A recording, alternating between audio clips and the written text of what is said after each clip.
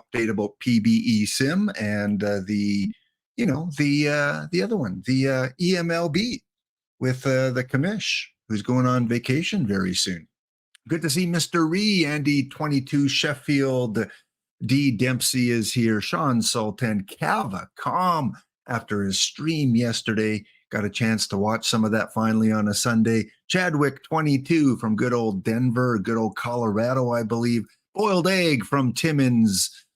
Who else is here? GT Sundown, Don't Cut the D Block. Dragon is here. Wildcat Bandit the first to check in today on the stream. Laptop Hound streaming here Monday, Tuesdays, Thursdays, Saturdays.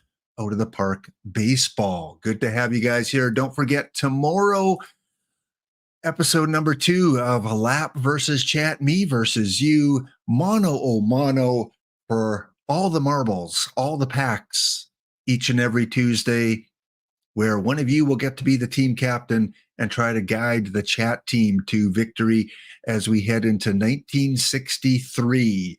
Twitch chat versus Laptop Hound. Well, saw you guys doing the weather thing, and I guess Nightbot is working again. Seems to be he is waking up on this chilly Monday. Here we are. This is the Edmonton weather.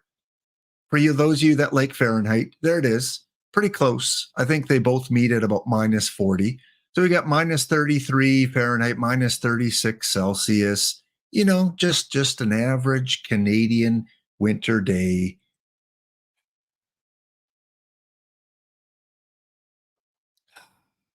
$30 degrees Fahrenheit in Sheffield. That's close. It's close, Andy. You're just change the minus to a plus sign, and we'll have the same temperature. Minus 17 for Cava. Had to work outside. Chicago, Lexington Park. I'm playing music lessons in second round of today's Daily Gold. Boy, we got a lot of action going on here in OOTP land. Well, you Americans out there, this is what you can expect in terms of your weather forecast for today and tomorrow, for Monday and for Tuesday. So no matter where you may be in the U.S., you got some snow, some freezing rain, you got some rain down in the southeast there. But this is what I'm talking about here, folks. You're going to get a little bit of that taste of what Alberta and Saskatchewan and Manitoba has had over the last few days, because be prepared. This is as of today, 12 p.m. Eastern Standard Time. If you live in the north of the U.S., be prepared. Be prepared. Yes, because Canada's kind of used to this, although we've never hit like minus 55 like we did in the last couple days at night with the wind chill, which is nasty. Minus 55 Celsius. But, I mean, at least we're used to cold temperatures, minus 30s, minus 40 even. But this is a once-in-a-lifetime experience. Texas going to be in panic mode. Well, we'll see, because, Dallas, look at that. Down there, we got some blue. We got the cold purples up here up north.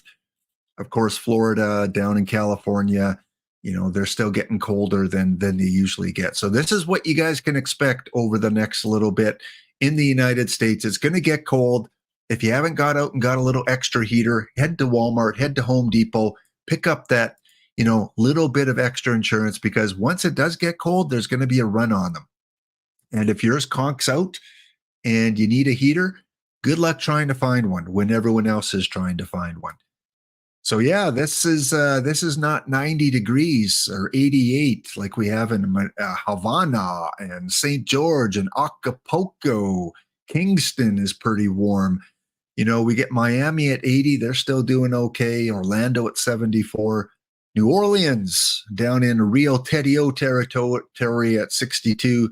Atlanta at 56. But then we get to some of those colder temperatures. And Boston at 30 degrees in Boston. Portland at 26. Seattle, Dr. Dynastics territory, around 25 degrees. Charleston, 21 degrees. Woo!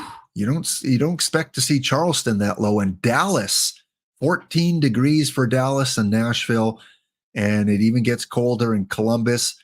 Brent, 3232, if you're listening, buckle up, buddy. 10 degrees Fahrenheit up in Boise. Woo, yeah. Detroit at 9, St. Louis at 4. Wow, Kansas City, Nas base. Don't cut the D block Dragons' old stomping grounds. -1 degree Fahrenheit. Chicago at -2. And it still gets colder. Minneapolis, Denver, Bismarck, -11. Billings at -14. And there we go. Second from the bottom. Woohoo! Silver medal for my territory. Edmonton, Alberta at -26 degrees Fahrenheit. Yeah, even Nunavut, Andy, even Nunavut is warmer. And for those of you that have been following me for a while, every once in a while I go to my Google Maps and Andy's going up to this territory up here, up to Nunavut.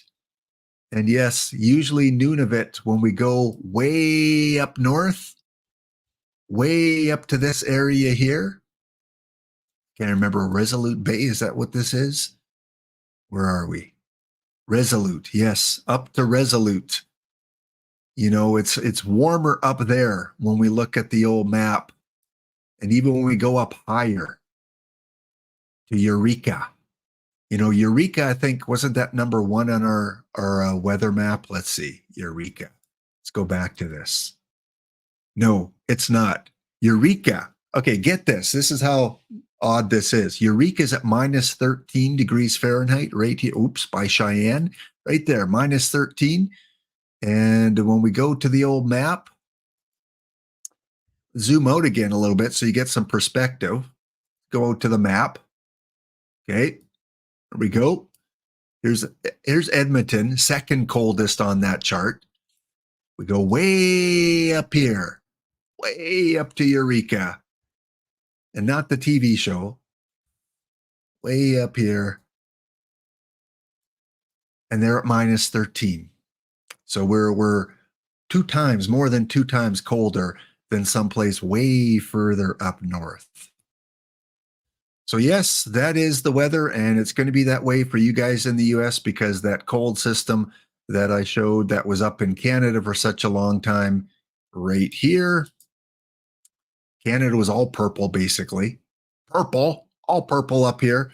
And then now it's moving down into the United States. So again, be prepared, get that extra heater, make sure that you got things prepped because if power goes out, if there are issues with the weather, freezing rain, all those kind of things, vehicles not used to starting in these weathers, this weather might need to be a little prepared.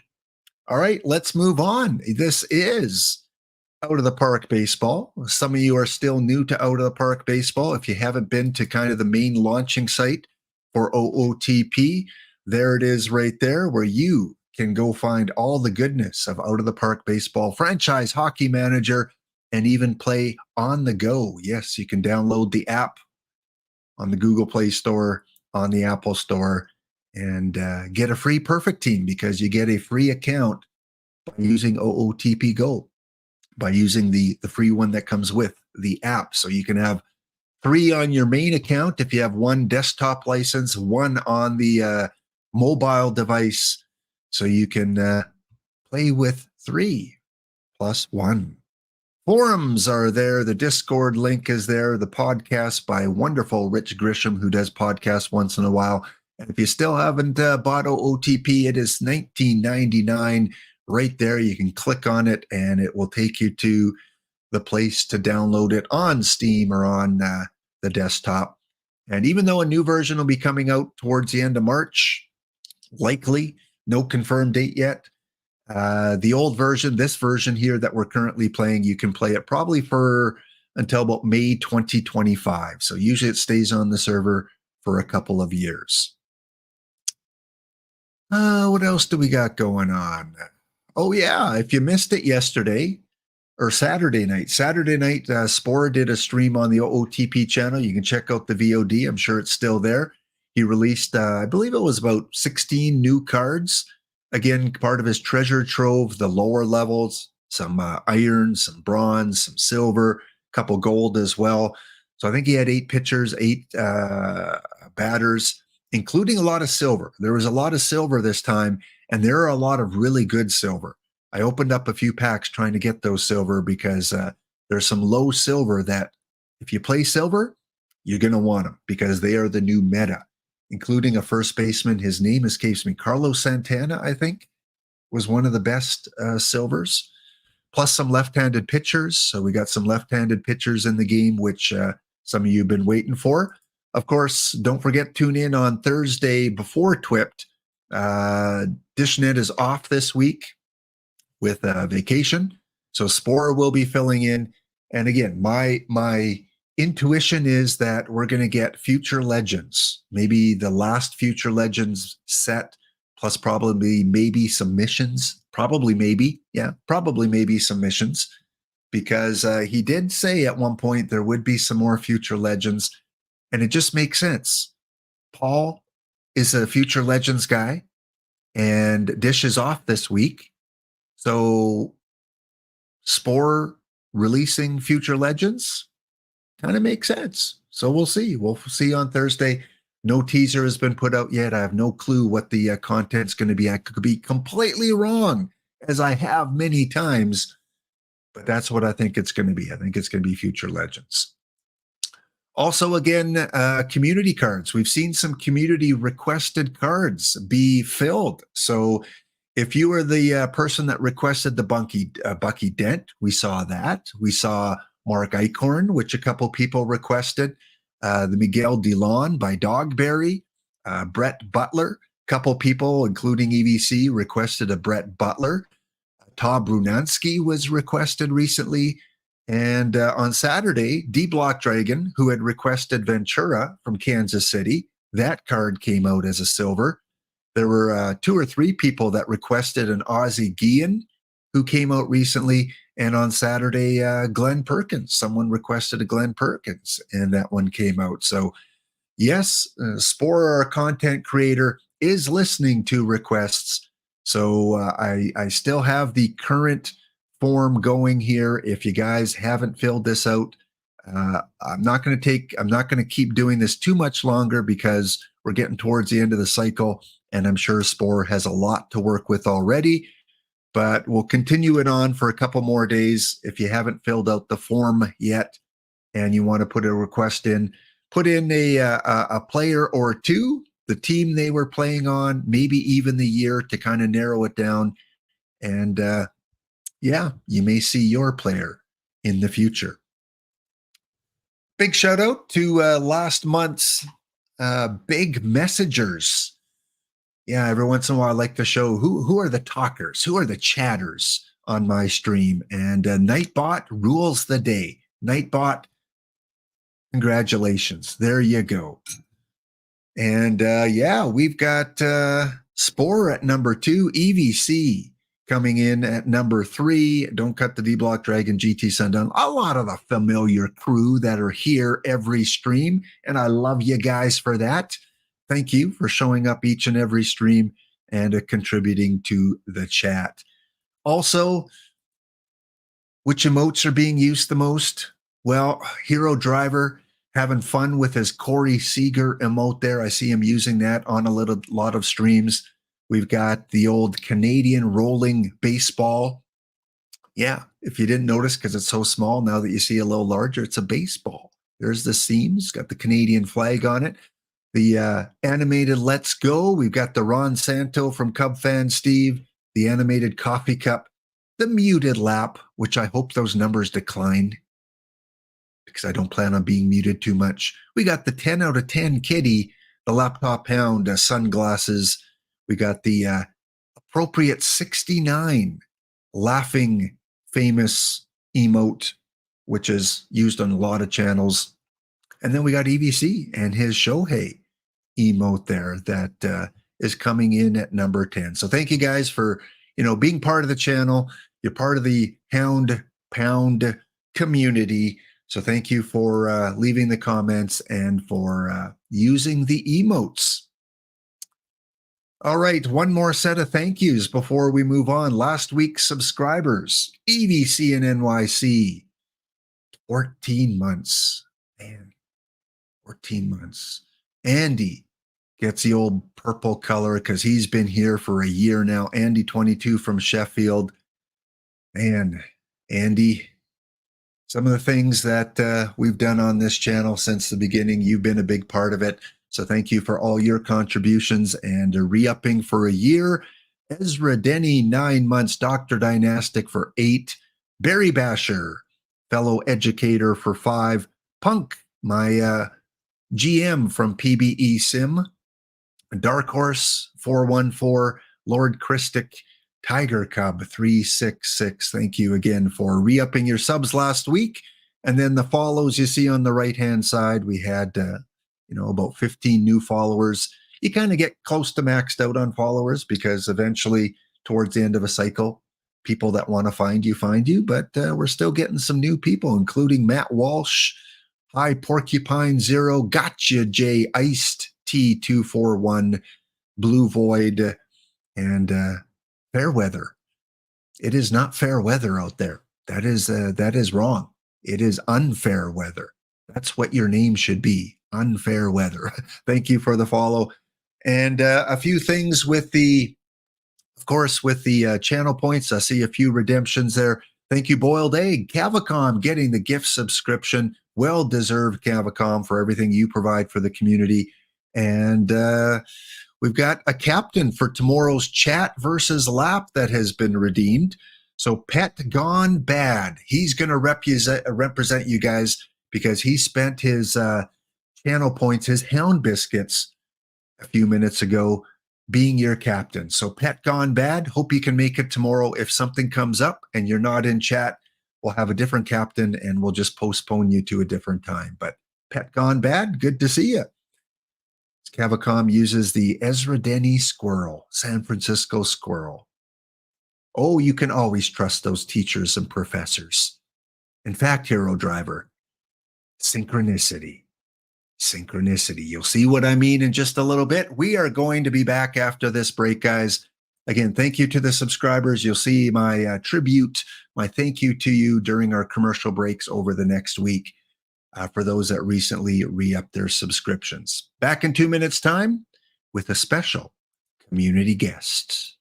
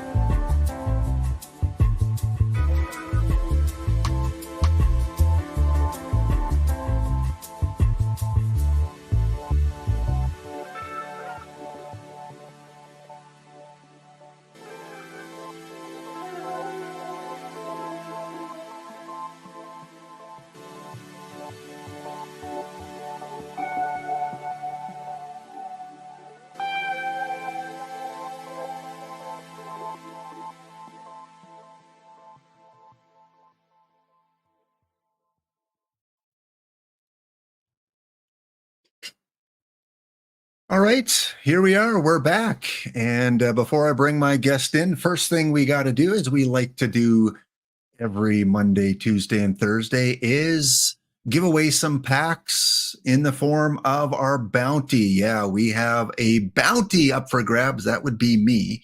I would be the bounty today. And today we're going to do the one that you see scrolling along the bottom there. Before you draft, again, these are the rules, the deal or no deal bounty. ID 16, perfect draft, 280. It's the dead ball to golden years draft. So you'll see that one there.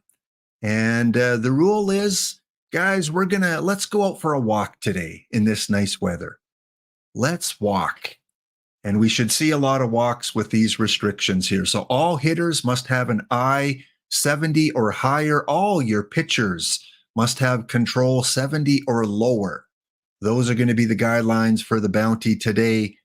70 is the freebie. So if you have a pitcher or hitter at 70, you could use them either way. But otherwise, it's got to be under 70 for pitchers for control, over 70 for I. And let's just see how many walks we can get. So we are at 10 out of 16. Again, the ID is dead ball to golden years 280 in the perfect draft section of your OOTP account. All right, let's go and do this quickly. Let me bring up the game. So again, this is 1930. We're playing in 1930. We've got Dick Shot dugout in. We got the Rainiers, the Wolves, of course, the pub goers, the trash trios. Ooh, Minerva's trash trios are in. Washington Park, Sundown. The Buddies are in with D. Dempsey. JBY is in. I don't see Cavacom. Where's Cava? Where's Cava? What can you buy with redeem points? Well, you can see Hero Driver. If you go down to the little right underneath the chat, you see the little Helm Biscuit icon there. If you click on that, it'll show you all the wonderful things. No Dave Steve memorabilia. I would not give that away. It's too precious. It's too valuable. And really, boiled egg, like you've already bought 3 strands from my beard already. Like, I don't know. I don't know if I have any to spare. It's cold, boiled egg. Up in Canada, we grow as much hair when it's cold. All right, 1930. No designated hitter. We're playing at the LE Coliseum. If you ever forget, click on that little draft rules button at the top, and it'll show you all the criteria. Right-handed BABIP, right-handed home run power is what we're looking for. But of course, control has to be under 70, 70 or under for pitchers, I over for the hitters. So first few rounds are going to be easy for hitters. It's going to be tough finding pitchers with low control early, but you may find one or two. So let's go with King Kelly. Yeah, King. Oh no, we got to go with Dan Bruthers. Dan Bruthers. How could you not go with Dan Bruthers? Preacher Row, I think I'm going to go mainly a lot of hitters here because makes sense. Marcel. I did a couple tests yesterday, and there was one draft I ended up with 25 out of 26 players, and the other one I had 26. So you should be able to field a full roster or pretty close to it. But of course, a little bit of strategy too. Catchers with I could be a little tough, so keep that in mind. Hack Wilson. Okay, control under 70. We should start seeing some of those pitchers now, like Herb Score. See, Herb Score qualifies. He's got control of 41. And Frank Smith. Frank Smith has control of 55. So they make the team.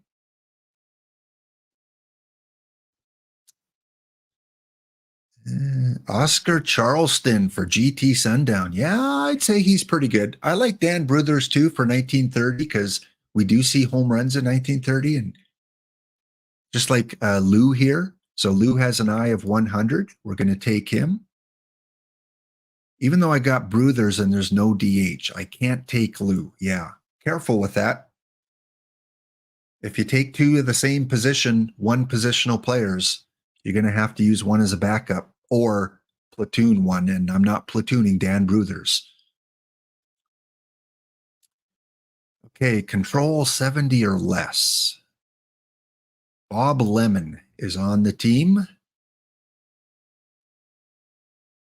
And I don't have many other choices here. I don't want to keep taking pitchers. So I'm going to take Lou just as a backup.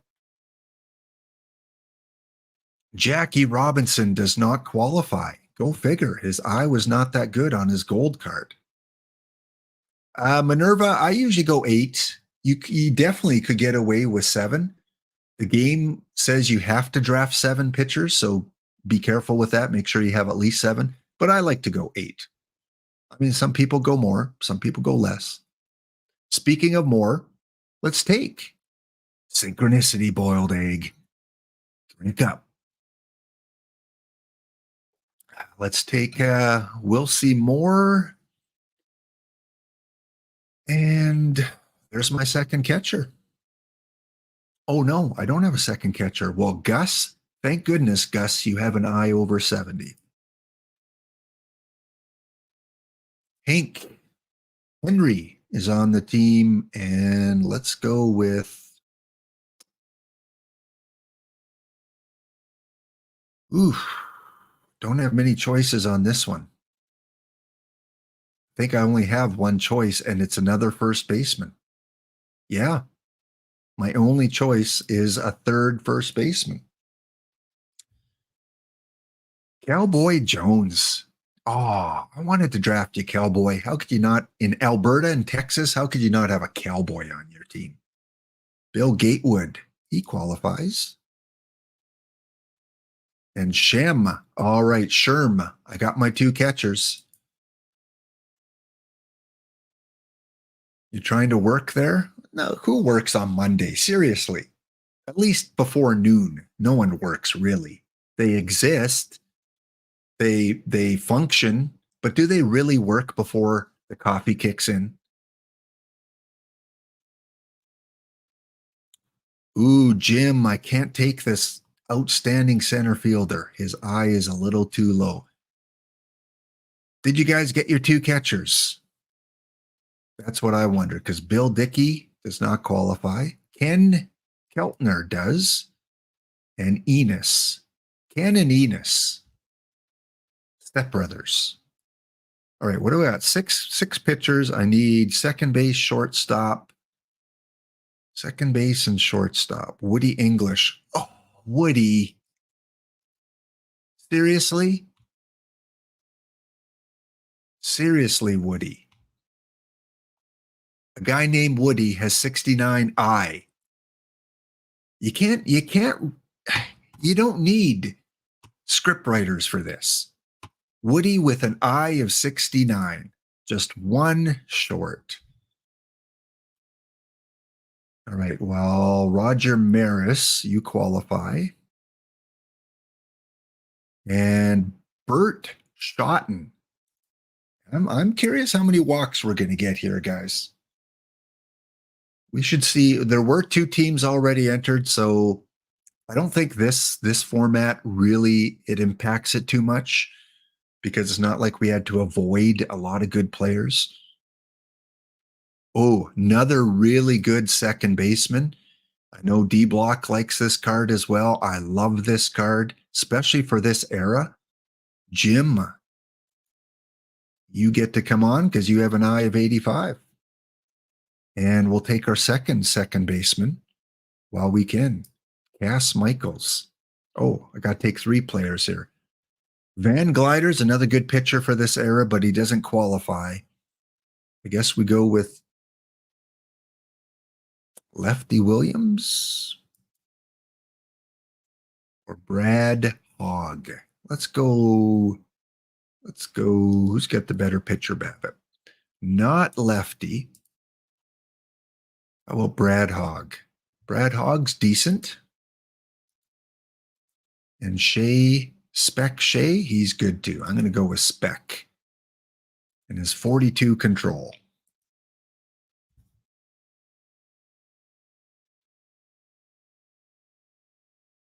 Underdog says, Underdog, another fellow educator, school closed today because of Martin Luther King and announced school closed tomorrow because it's going to rain tonight and be under 30 degrees. Southerners can't drive in icy conditions. That's we call that Wednesday up here. All right, I'm going to take off the bounty rules there because I'm pretty sure we're probably full. Someone might be able to confirm that in chat. Boiled egg, you're going to want to make me sing Madonna. Do not make me sing Madonna because every time I see that word, I think 80s Madonna, not current Madonna. No, no, no. 80s Madonna. Where are we at here? 7 pitchers. 7 pitchers. I need a shortstop. Luke Appling, please. Please, no. Bridwell, please. Yes, Bridwell. And I guess we're going to take Banta. I don't need a 4th first baseman. Oh, I do need one more, though. Eric Erickson. That puts me at 9 pitchers. I don't want 9 pitchers. I don't think I have a choice. Ooh, let's look at this exclusive pitcher. Ooh, not for this era, sorry. Yeah, I got to take those 3. 9 pitchers for the Hound. And last round, okay, we need a shortstop. Where are my Dick 70I? Dick, you're on the border. We got a borderline Dick, and he qualifies with the 70. I could choose the Dick or not choose the Dick based on the 70, and same with the pitchers. If you get a pitcher with 70, your choice whether you want them. John Dobbs, you're on the team.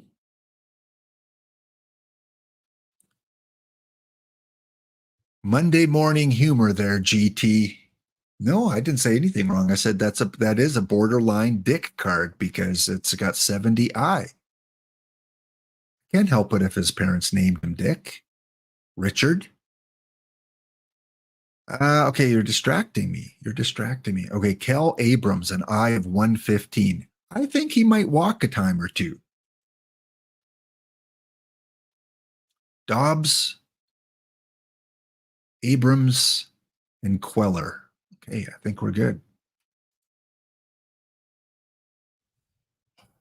All right, let's go and put this team together quickly.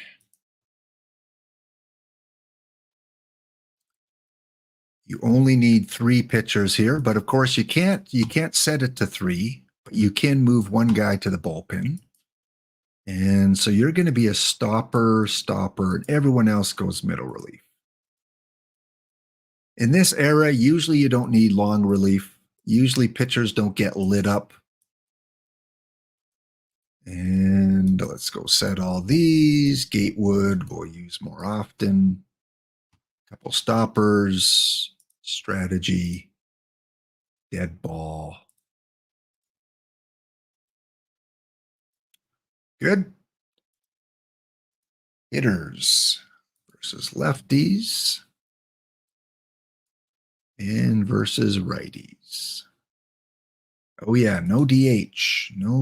So I like to always move my number 8 to number 9. So Bert Schotten, you get to hit 9th. Do a quick check here. Babbitt, Cass Michaels should be in. No, Jim can stay in. Power, Lou, yeah, you got to sit Lou. Although you are better than Bruthers, but I'm not taking out Bruthers. Lou and Lou. Okay, I think we're good there. So do a double check. If you're in for the deal, do the double check. Go to your pitcher screen and click on control and make sure all your pitchers are 70 or lower. As you see there, confirmed, and then go to your hitters, click on I, and all your hitters should be 70 or higher. That will be what I check when we declare our bounty winner.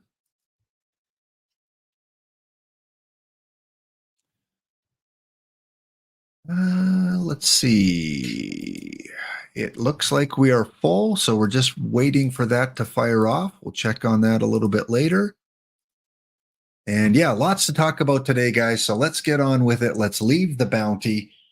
And let me go back to my main screen.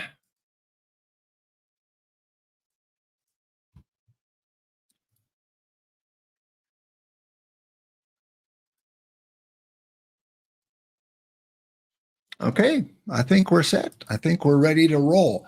Well, if you've been following my channel for, at least 7 or 8 months, back in September, I believe it was in September, I had a community guest on, and I like to bring that community guest back. And when Hero Driver mentioned teachers, and I said synchronicity, I said, just wait, Hero Driver, because there is some synchronicity here. From the great state of Texas, welcome back to the show soon, as it just disconnected him. So hopefully he'll be back, but we'll let you guess. We'll let you guess who this might be on the show today. Which community guest have I had on before? Let's see there. Yeah, no, it's good there. It's good there. Good there. Need a substitute teacher? I might. Let's give it a second here. Give it a sec. See if he reconnects. Yeah, that was weird. That was not synchronitic timing. While we wait for my guest to reconnect here, let's go and take a look at X. See what's going on for OOTP. I did not see who won the World Series yesterday. It doesn't look like they posted it here. So if anyone in chat knows, because Dish is on vacation, so he did not stream the World Series, let us all know. Inform us. Educate us. You be the teacher today and let us know who won the World Series. Also, we got some tournament refreshes. And with the tournament refreshes, we have some new prizes. Yes, folks, OOTP has heard you loud and clear, and they have said you don't like all those tournament batch cards as rewards. We're going to bring back the historical packs as rewards for some of the tournaments. So here we go. We've got some of the new daily tournaments, and perfect drafts are going to bring back historical diamond packs. And this time, 3 historical diamond packs for first place, 2 for second, and so on. So in a 64-team tournament, if you win one round, you're going to get 2 standard packs. And after that, you're going to get historical packs. So enter often and good luck. Some tournaments will still have the tournament 1 to 5 batch cards, but many are going to go back to the diamond packs to get some more of those cards back in circulation. Okay, I think we're ready to go. Back for a second time on the channel, I think, from the great state of Texas.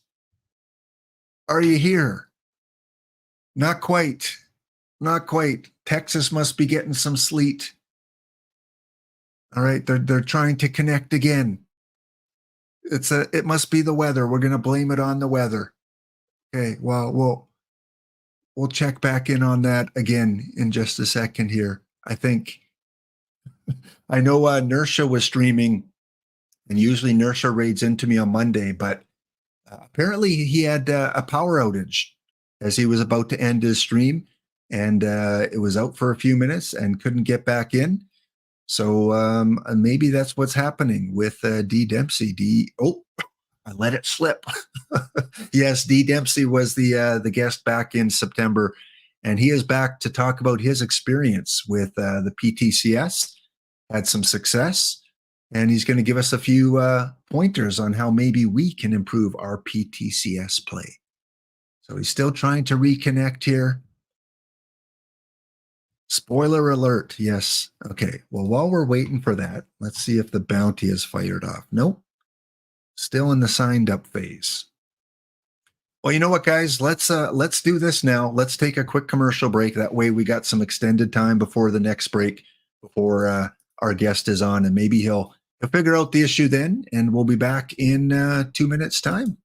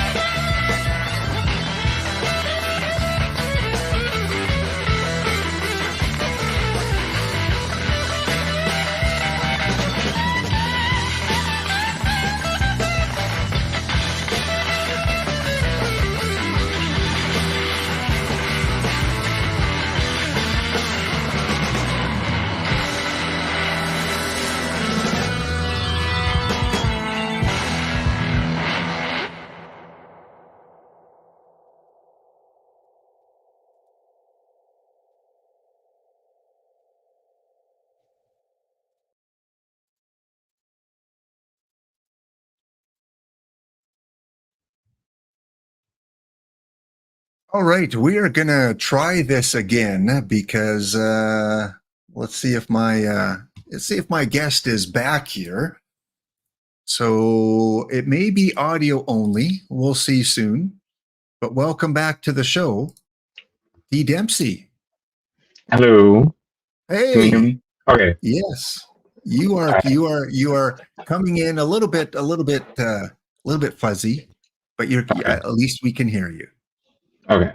That's better than what we were in before. Yeah. So just is it weather? Is it just technical things with equipment? I think it's a technical thing and the weather thing. Yeah. It's a little bit of both. So anyway. Well, yeah. Anyway, happy Martin Luther Day. I guess you got the day off there as an educator. And any weather updates in your area in terms of what it's looking like over the next couple of days and school closures and things like that for Texas? So the weather today is cold, to no one's surprise ever. It did snow last night, but it should be gone by Wednesday afternoon. Okay. I don't think school's going to be canceled tomorrow. Well, Uh, you just had, Christmas holidays off and you got to refresh a little bit, but it's still unusual weather for you, any time of year. Although last year you did get kind of a system that went through some like ice storm or something like that, or something that yeah, shut down power. yeah. A couple of years ago, that the big storm came through, and uh, we were out of power for a long time. That was an adventure. Yeah, I could imagine. Well, okay. Last time you were on, it was the beginning of September. And since then, a lot has happened. A lot has happened with experience with OOTP, with real life. But one big thing, one big change that has happened, D Dempsey, was you got to experience for the first time a championship by your favorite team. So, question I always like to ask, because I remember my first experience when the Blue Jays won in the early 90s. What does it feel like? Tell everyone listening here that maybe hasn't experienced a championship with their team yet. What is that moment like when they win the World Series? Um, it was really kind of a relief that it actually finally happened. Um, Watching like the 2011 World Series and being one strike away so many times, um, and then just having it being stolen away was really heartbreaking. And then this postseason, the team just came in and did their job and was what they were supposed to be all season. And that build up through September, where they were really having a tough time, and then losing the division on the last day, was concerning. But they did what they were supposed to do. And now that they've won it, it's now the job's not over. It's now to defend the title, re-win the division, and win another one. Well, I know Texas has the two teams, and just like Alberta with the two hockey teams, the Oilers and Flames, there's that rivalry between the two. So I know Houston has won a lot recently, so they've had their moment in the sun in the state of Texas. But especially where you are, and maybe even within your community, within your school, is there that big rivalry, or is it dominantly one team or the other? We're well in the DFW area, so it's mostly Rangers. There are some Houston player support, just because the Astros had been so dominant, really the back end of the decade or so. So there has been, but I think this World Series is will hopefully bring back more Rangers support, especially since this team is designed now to be more competitive for the next, hopefully another decade.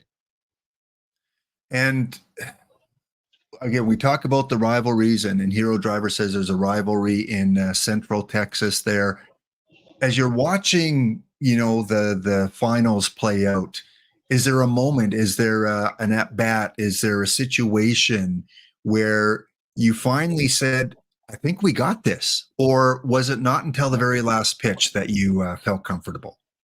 So it was, I think Marcus Simeon hit that 2-run home run in the top of the ninth in the last game of the World Series that put us up like 5-0. That I was like, it's done. Like, there's no way we are going to blow a 5-run lead, and if we do, this series is over. Like, that's just going to give Arizona too much momentum. And I'm going to watch the series collapse in onward. So we were either going to win that game or we were going to lose the series. So, so that was kind of that moment where I realized this is where we're going to win it or we're going to lose everything from here on out. All right, and that was you said that was game 5, right? Yeah, that was that last game, the last game of the series. Did you do anything to celebrate? Did you? I mean, none of your students are watching. Did you have a beverage here or two, to celebrate, or go out on the town? Did you go to the parade? What kind of No, post? I was here by myself when I watched it, but my dad and I went to game two, um, and we're at that game. The Rangers lost that game, and so that was kind of a fun kind of celebration of the postseason itself, to go see a World Series game. Yeah. Um, so And favorite current Ranger? I know Beltre, you got a theme team after Beltre, but currently who do you like to watch out there? current favorite Ranger, probably would be Corey Seager right now. Um, I really like Jonah Heim just because I am kind of a catcher guy, but I think Seager's probably the favorite, which is kind of a based answer. But Get those Corey Seager emotes in the chat there, folks. Corey Seager is one hell of a player, and congratulations to you and all the Texas Ranger fans out there, because winning your first title is always special. You're going to remember it for the rest of your life, that 2023 was the year of the Rangers. Well, before we get to the PTCS, let's take a quick peek at round one of the bounty here, because you put a team in as well. And let's see who's facing up against each other. We've got the Wizards, Dot Chess, and they're going up against the Beetle Boy and the Nasty Boys. Good to see you, Beetle Boy. And we've got the Trash Tros Houston, not Trash Tros Minerva. They are going up in round one against Lord Christic. We've got Sean Souls Washington Park Rangers going up against GT Sundown and the Sloths. Two Colorado fans, I think. I think GT's a fan of the Colorado Avalanche, I believe. We got the Dick Shot Dugouts, and they're going up against your team, the Beltre Buddies. The rivalry continues with a lot of these teams. I get to go up against Andy from Sheffield. So good luck, Andy, as we take each other on in round one. Cavacom's launch pads will go up against another Texas Ranger team, Bruce Boshi, that runs that one. This team here, I'm not going to pronounce, the Diablos. The Diablos are going up against Joe Buck Yourself from Teddy O. And then we've got finally Wolfman and the Tiger Cubs Michigan Wolves going up against the Seattle Grunge. All right, this is a best of three all the way up through the finals. Let's take a look at my competition, make sure they qualify here. Control under 70, good. And Sheffield batters, I over 70. So obviously we'll have to bench Charlie Grimm, and we'll have to bench Andy Pafko. Pafko and Grimm do not qualify. So yeah, throw them on your reserve list, bench them for 90 days so they don't see action in the tournament. All right, how did you feel about your draft? Do you feel pretty good? it is a draft. It is a draft. I do not have a second catcher. So I need to win. I need to win the first two games of pretty much every series before that becomes a problem. And I have too many pitchers for this time frame, but that's okay. Yeah. Well, let's see what your opposition has done here. The Dick Shot Dugouts. They got a lot of pitchers too. They went with 2, 4, 6, 8, probably more than Dick Shot wanted. But when you get to those later rounds, sometimes you have no choice. You have to take the pitchers, and you're up with 2, 4, 6, 8, 10. Yeah, same. So you both have 11 pitchers on your staff. And then let's take a look at the hitters, starting with the Dick Shot Dugout. Brezhnehan, they got Campanella as their perfect, Judd Wilson, Jackie Jensen. And did they get two catchers? They got Campanella. Yeah, they got two. And for yourself, Johnny Mize. Yeah, you do have a lot of hitters. Mel Otts there. and the one catcher of Frank Duncan. Frank's going to get a workout. None of these other guys qualified, huh, for catcher. Well, you never know. I even looked at the pictures to see if any of them had anything. They didn't. So, yeah. It's But I know Cavacom has won one of these with one catcher. Music Lessons has won one of these with one catcher. They've gone all the way. So it's not over yet. Okay. Well, main reason I brought you on was want to hear about your experience with, the Rangers winning the World Series. But the other reason was talk a little bit about your PTCS 9 experience, because you did something that not many of us did. You went to the finals. You won yourself the Gore card. First of all, before we get into the bronze, the one you had the most success at, which levels did you have teams in? Because there's 10 different tournaments. Which ones were you in? So this PTCS, I had two teams in iron, two teams in bronze, and two teams in the daily draft. And that's it. Okay. Yeah. And it was course, it was not a good PTCS month for me. And do you remember total of all the tournaments, how many cards you collected? 3, 4, 5, like in terms of your placing? I would have to look it up, but I probably have maybe a dozen cards that have PTCS in the title on my main, but I don't know if I bought any of them. Oh no, from this past tournament though, how many? Oh, from this past tournament? 1, 2, 3, 4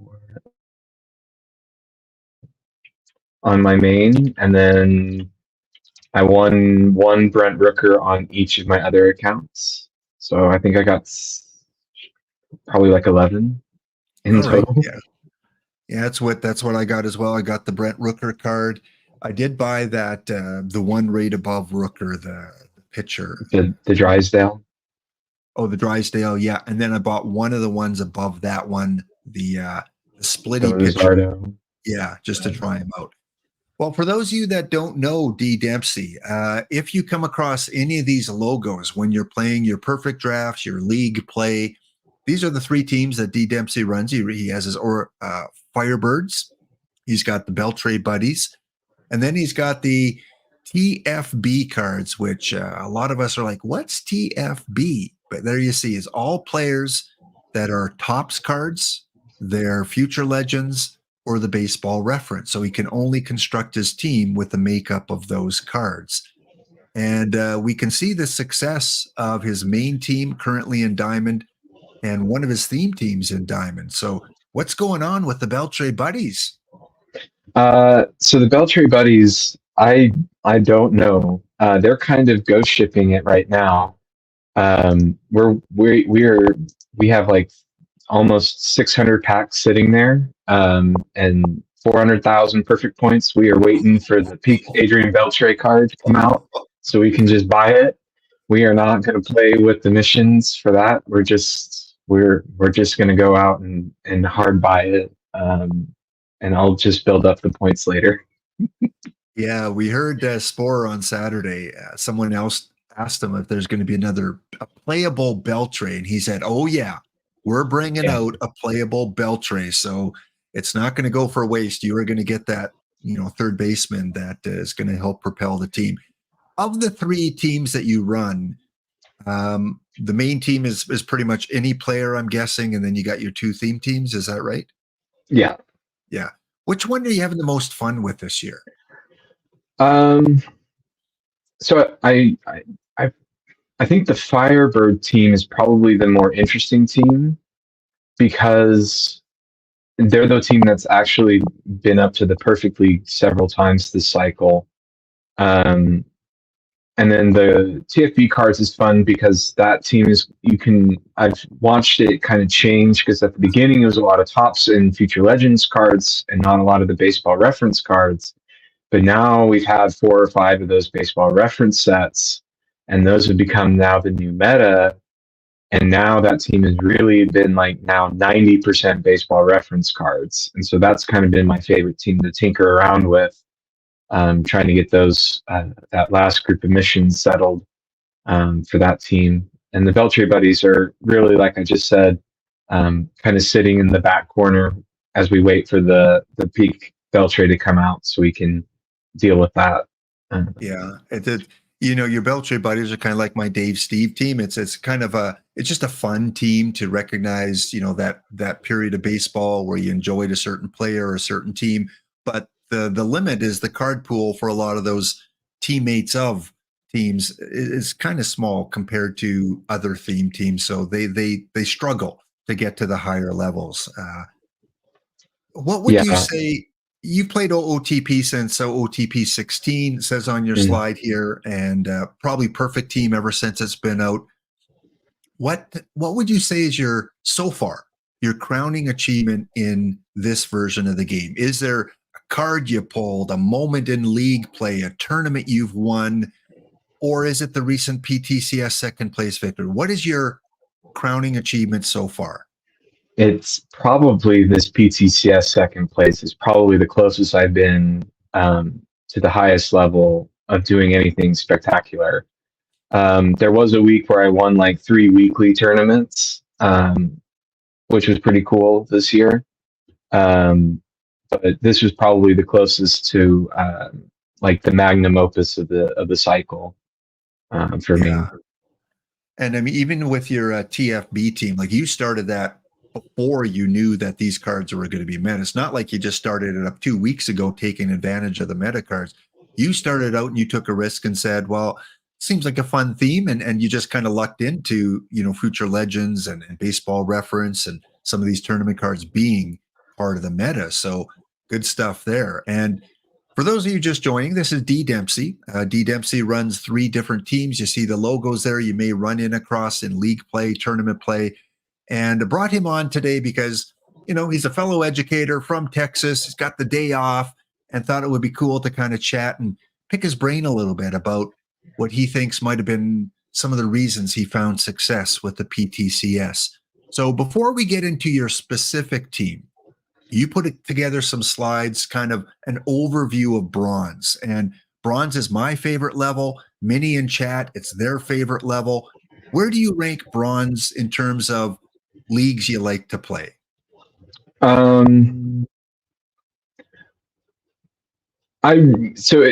It was probably my second favorite besides Iron, and now it's really become one of my more favorite tournaments to play, just because the variety of cards is different. And with the Iron, it's almost kind of stale, but with Bronze, there is a little more variety in terms of what you can and can't play with that. And then Silver, I'm starting to get into Silver, but that's what the Beltry buddies are doing now. They're getting into Silver, and so they're having fun in that department. Oh, cool. Yeah. Silver's undergone a lot of changes in the last couple months, especially with the cards coming out on Saturday. The meta seems to be always changing in Silver once the treasure trove sets come out, because Spore's releasing some really good Silver cards. I do agree, Iron is kind of stale. I haven't had to change my team much and still have some success. But Bronze is I don't know. Ever since I started playing tournaments 2 or 3 years ago, I don't know. I've been fond with the Bronze tournaments, and we'll talk about your experience in Bronze here. So kind of go through a little bit about what you noticed as you collected data from this Bronze PTCS. Well, I mean, so the 4 best like high bronze pitchers used in this tournament were the Cliff Lee card, which was kind of surprising to me. I'm not a huge fan of the Cliff Lee card, but I put him on my roster anyway. The Dontrell Willis was also very good. The Luis Castillo has been very good in bronze for pretty much since it came out. And then the Sonny Gray card has been an excellent addition. I don't think it's that useful in the rotation anymore. I don't think I've seen it that often. There's a couple of other cards people have been using that I can't think of off the top of my head, but it was pretty useful in this PTCS as well. I had a difficulty facing it during the cycle or during this tournament. And 128 teams, so there's 128 possibilities of these cards being used. And I'm going to be honest. I'm surprised only 50 Cliff Lees. I know he's a It's polarizing it's card. it's he's also expensive, quote unquote expensive. That 9 points could be used elsewhere, but I mean the bronze cap was not like super restrictive like the iron cap was. Yeah, very good But, point with the cap. Yeah. And then in low bronze, you came across these four pitchers. and then these pitchers, the John Franco, I don't know where he came from, but he did very well in the when I was looking at some of the data for the tournament. Um, but and then that Dave McNally, that card is just never going to die. Um, and then the Edwin Diaz is still very good. And then the Nathan Evaldi card has been very good. And of course, I used only two of these on my team, the Diaz and the McNally on my roster. Yeah, I did have Franco. I think it was with Franco.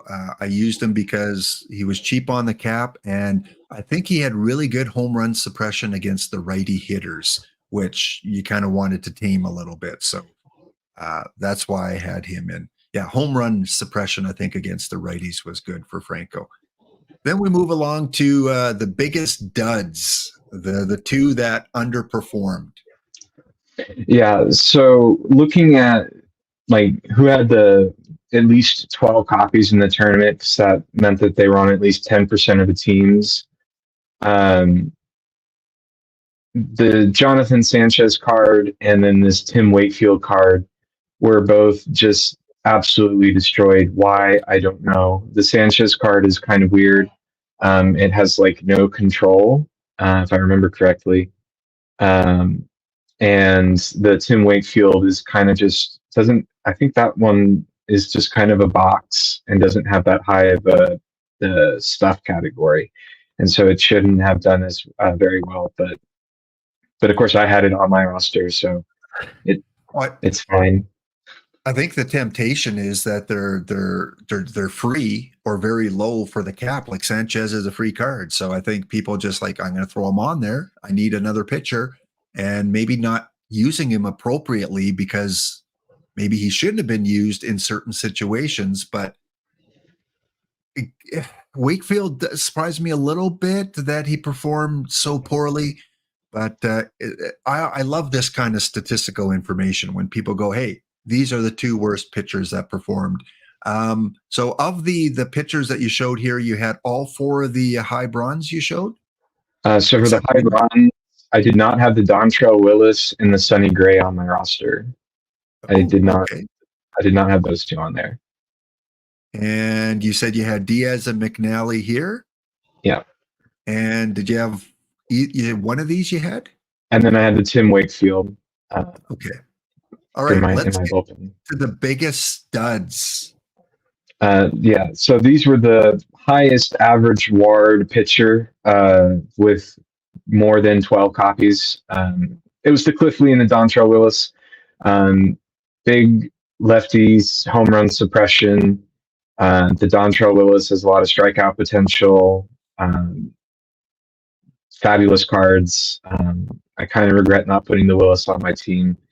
Both of them are lefties, the called part, but they also have good anti-home run support against right-handed hitters, except for the Willis a little bit. But they did both very well in the tournament. And again, they cost you a lot because they were, maximum pretty much for what you had. But Yeah. they performed. They were worth the price. And I see a few questions in chat about other pitchers and how they performed. And D Dempsey was wonderful enough to put together a few little charts here. Maybe explain a little bit about what we're seeing on each one here. Here's the first one.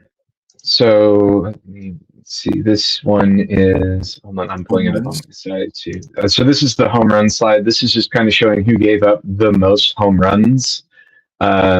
It was the Luis Castillo. He gave up a ton of home runs, but he didn't have a whole. He doesn't have a whole lot of home run suppression on his card. So it's not all that surprising that he was having issues. And the Lucas Giolito card, that card also was having difficulties in this tournament. Another fabulous, 10 out of 10 pick by me to throw on my roster. But kind of as you go down the line, there's less home runs, but some of these are cards that you would never play, or there was only one of them and they only appeared in one game. So no doubt they didn't give up any home runs. Right. But overall they did very well. There was a lot of home runs hit in this tournament, but that was the run environment for this tournament. Yes. Was a lot of power. Next up, we have the win-loss record, and what kind of information can you kind of gather looking at what we see with win-loss for our pitchers? I mean, I don't know what there's really to pull from the win-loss record. It's just kind of an interesting statistic.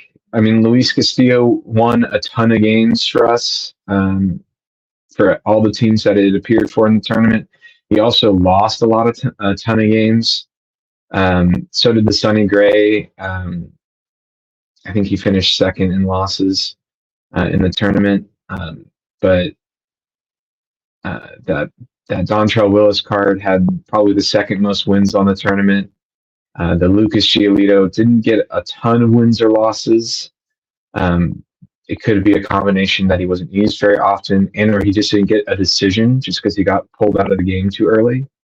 And then that Cliff Lee card did very well, continues to do well in this tournament. Again, more home run suppression, the better, as we understand why those cards did well. Right. So we see, again, Giolito had a few more wins, about 16 more wins than he did losses. We had Giolito with 45 wins, 34 losses. Gray, 54 wins, 59 losses. 55 wins for Willis, 52, so he's almost 500. Messersmith, 41 and 39. Steve, a pitcher that had 28 wins and only 22 losses. I think a lot of people might have been using him as a number 5 guy. And then Cliff Lee, 46 and 42. But we see definitely, a group of, maybe 8 to 10 pitchers were the dominant starters in this tournament. Right. Those were the more common starters. Yeah. Yeah. Like this graph because it shows the most popular. And before I show it, maybe you caught it there, but it was pretty quick. Chat, which card do you think was the card that was used the most in terms of pitchers? All pitchers, which card did most teams have or was used by most teams? Well, watch the chat here, see if it comes out, because not surprising to me, but it's maybe one that went under the radar in terms of who was used the most. See some Messersmith, not Orion. No, he did not qualify. Sorry. Wait for a couple more answers, see what people think. All right. Well, those that guessed the Hasegawa, he was popular amongst, where he is here, down here somewhere. There he is. So 83 Hasegawas were in the tournament out of the 128. Makes sense, right, D. Dempsey? Yeah, I know that. Yeah, he's the most commonly appearing card. And it makes sense. He's a 61, so you're not paying all that much for him. But yes, so it was not surprising that he appeared on, 83 rosters. It's curious why the other, 30 some odd rosters didn't put him on their roster, but there were several rosters that only had live cards on there for some reason. Why, I don't know. They qualify and they don't change up their default roster, I guess. Maybe, I don't know. Lucas Castillo was number 2, 81 Lucas Castillo. Sonny Gray, there were 69 Sonny Grays. Willis, 76 with Willis. He talked about John Franco. John Franco here, there were 13 John Francos. Yeah. Any other pitchers here that kind of surprised you, either used a lot or not used as much as you thought? The Edwin Diaz wasn't used as often as I thought he was. He was only, there's only a handful of them um, in that tournament. 30 some odd. So like one out of every four teams had one. Again, it's only like 4 points, and that would have been a valuable 4 points to get that kind of strikeout potential. Again, the PBABIP, I'm sure that's a lot of people sorted their pitching stats by PBABIP and just grabbed all the high PBABIP pitchers and moved on. It's not the worst strategy ever. But I mean, there wasn't that much unsurprising cards.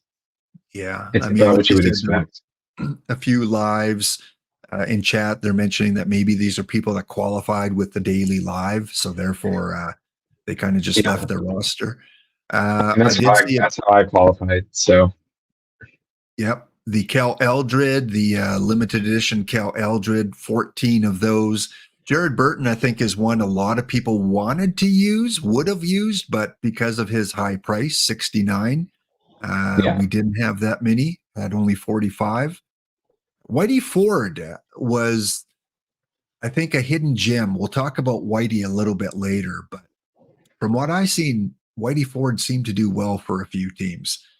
Anything else with the pitchers? I guess we can look at the walk versus K rate. What do you notice here, D Dempsey? I mean, it's a lot more strikeouts than it is walks, but Yeah, I think that's a combination of the low avoid K on the hitters that were popular in this tournament and a lot of high stuff pitchers in this tournament. And a lot of pitchers also had even just a little bit of control, were able to keep their walks down. And then it was just a lot of swing and miss from the hitting staff.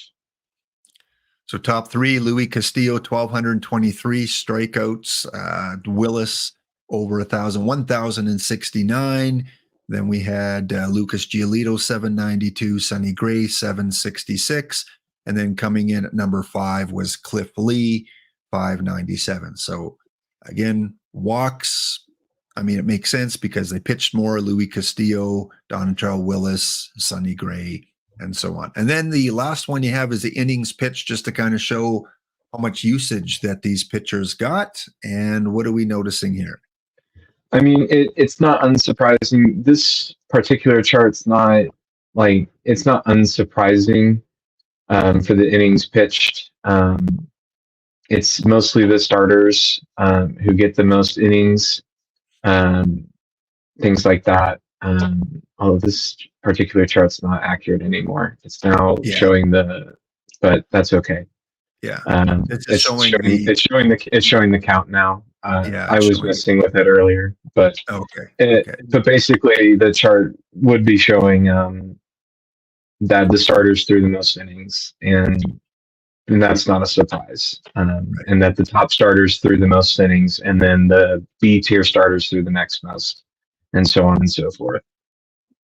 Well, let's take a look at some of the hitters and some of the things you noticed with hitting. So first of all, we've got our catchers and the most used catchers. Now I went with the first three in different roles. I had Kenji, I had Jaso, I had Gaddis, but just first base or DH, other kind of things. So tell us a little bit more about what you noticed with the catchers and who you used. So I went with John Jaso and Roberto Perez in a kind of a platoon. So I like the Roberto Perez. 8 points is a lot. In hindsight, or if I thought about it longer, I probably would have used the Jojima card. But I actually don't think I had that card when I was building my roster the first time. But I also like the 7 Gaddis card. It's a right-handed batter that does well against right-handed pitching, which was pretty prevalent in the tournament. So that's always a benefit. And the Jaso is a really good card. It's very splitty, but it does really well against right-handed pitching. So these are the more common catchers being used. Yes, there weren't a lot of like 60 overalls. Yeah, we're talking to D Dempsey here, runner-up in the bronze PTCS over the weekend, and giving us a little bit of insight and look into his thought process on constructing his team and some of the things he noticed after the tournament with some of the players. Catcher wise, I saw a lot of people, going cheaper on the cap. They had the Hank Conger, they had the Brad Asmuth, as Cavacom mentioned, or the Tom Pagnozzi as a 63. So you must have, encountered a lot of those lower catchers as well. Right. Those catchers were pretty prevalent. I don't know about the Brad Osmus, but the Conger was there a little bit, but these four were fairly commonly used. But I think it's also just because when people are sorting for players, they sort by power and or eye, and then catching defense, and these are the ones that are there. And as Mr. Audit is talking about, the cap wasn't that tight, so you could spend big, um, especially in your batting department. So Yeah, you and I didn't don't need think to the save. the Chess Safari, the lot of the NELs didn't qualify. There were a couple that did because they were after 1946. Because there are some 1947, 48 cards like the Joe Black and Iron that did qualify, but most of them weren't able to play in this tournament. All right, moving on to first base. Horner, I think probably hands down was a card that most people had at either first or third. Tell us about your use of first baseman and the prominence of these four. So I used Bob Horner at first. I'm pretty sure. It was kind of a rotating bag of players all over the place. The Lee Mazzilli card is not listed as a first baseman. He's listed as a center fielder, but he does play first base. The Mark Bellhorn is a weird card. He plays like everything on the infield, but is very splitty.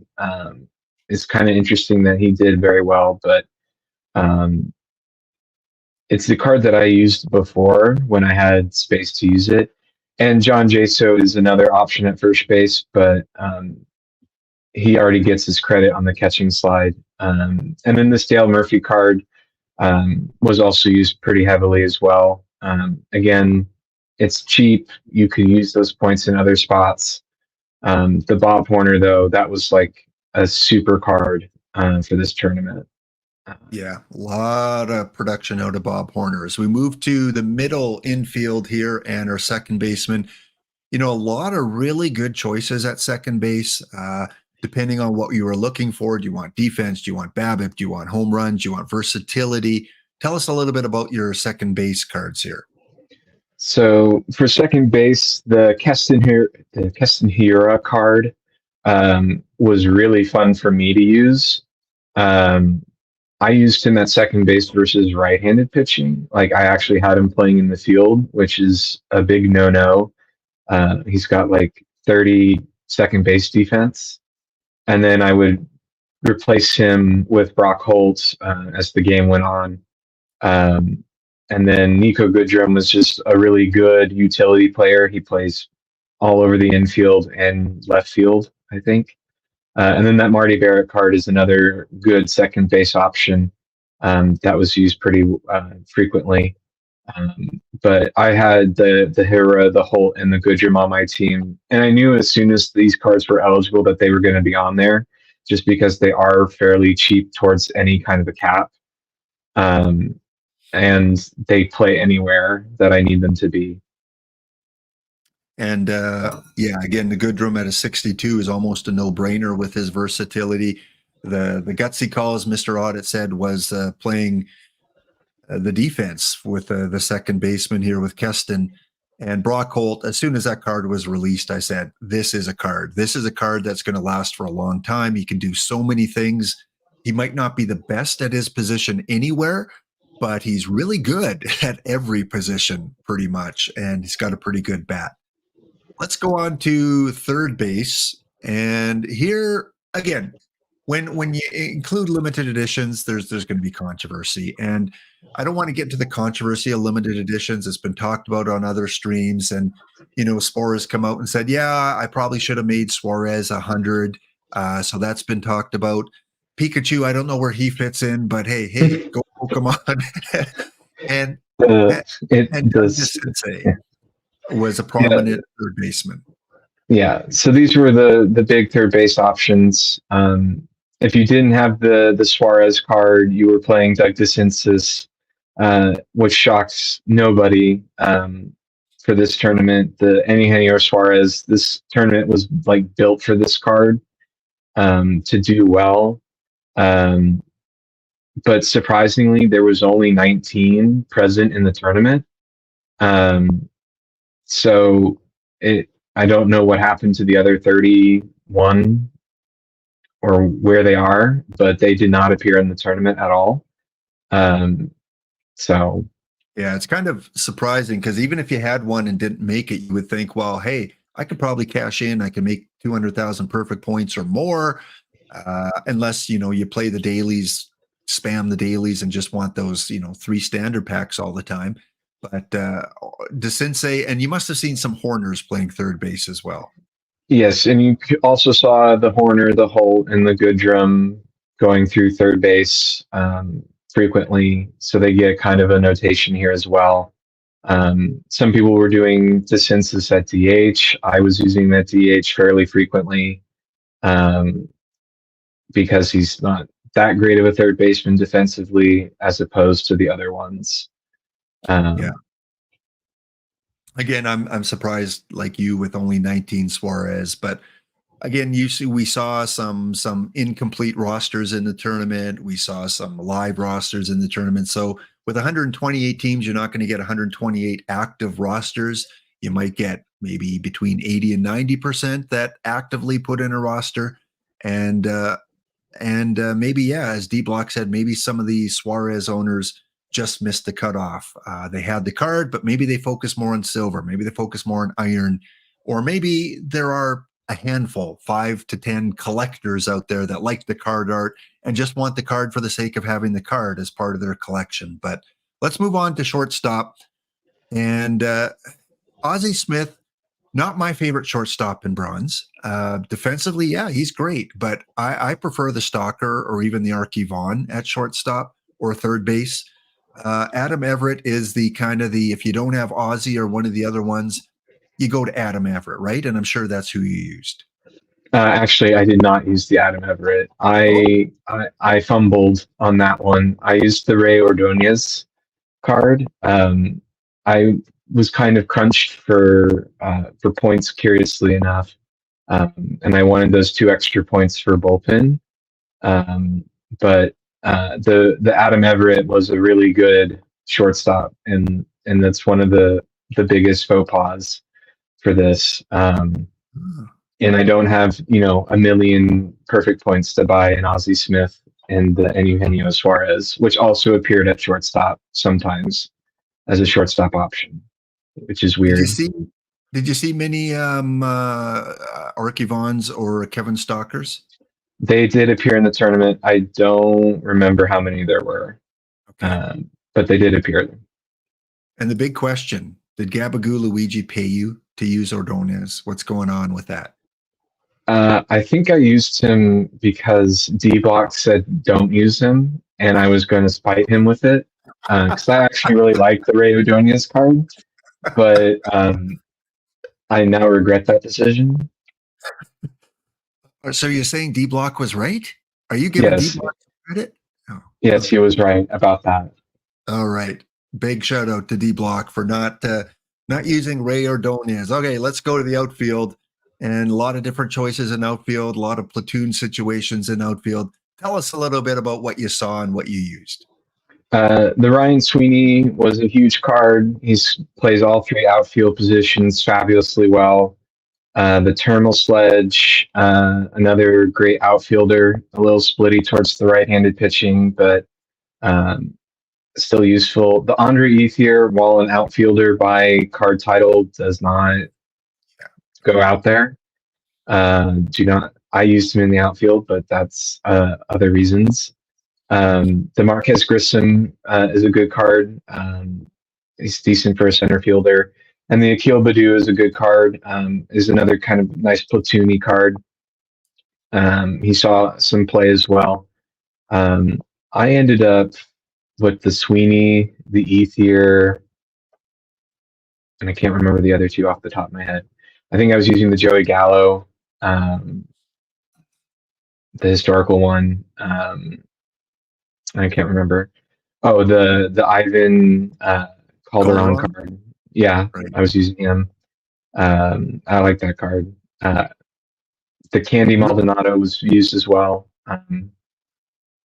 Some good choices here. Again, they're attractive because of the price. The 62 for the Sweeney, the 62 for the Sledge if you had one. Even the Badu and the Ether at 64. So the prominent outfielders weren't the 69s, the 68s. It was the lower level ones. That's where you could save a little bit on your cap, wasn't it? Yeah, you could save some points. I mean, the Ryan Sweeney, he didn't hit very well for me in the tournament, but I'm less concerned about my center fielder hitting. More so him getting the ball. So Yeah. that's fine. What? And of course, this is cards before 1946, I believe, or after 1946. So some of the options you might have wanted to use from before 1946 weren't available to you, but still a decent selection of choices that you could have. It wasn't like everyone had the exact same three outfielders. There was a mix and match. Yeah, I mean, there was a lot of moving pieces. There was a lot of cards being used. The Andrew Benintendi was also out here, but that's another 69. That's an expensive card. He's also kind of splitty. There was a lot of platooning going on in the outfield that you could have done. And the outfield was very versatile for this tournament, even with the restriction on those more modern day-ish cards. But that's, it's kind of fun to kind of mix and match with your platoons, and be able to move some of them into that DH slot as needed, to give them that stuff. We got one more segment to go here with D Dempsey. We're up on a break here, guys. When we come back, we're going to take a look and take a look more specifically at his team, his strategies, his micromanaging that he may have done during the tournament, who he beat, and we'll take a look at the bounty as well. Because apparently, I'm playing in round 2 against another familiar OOTP affiliate. Back in 2 minutes' time to continue our discussion with D Dempsey.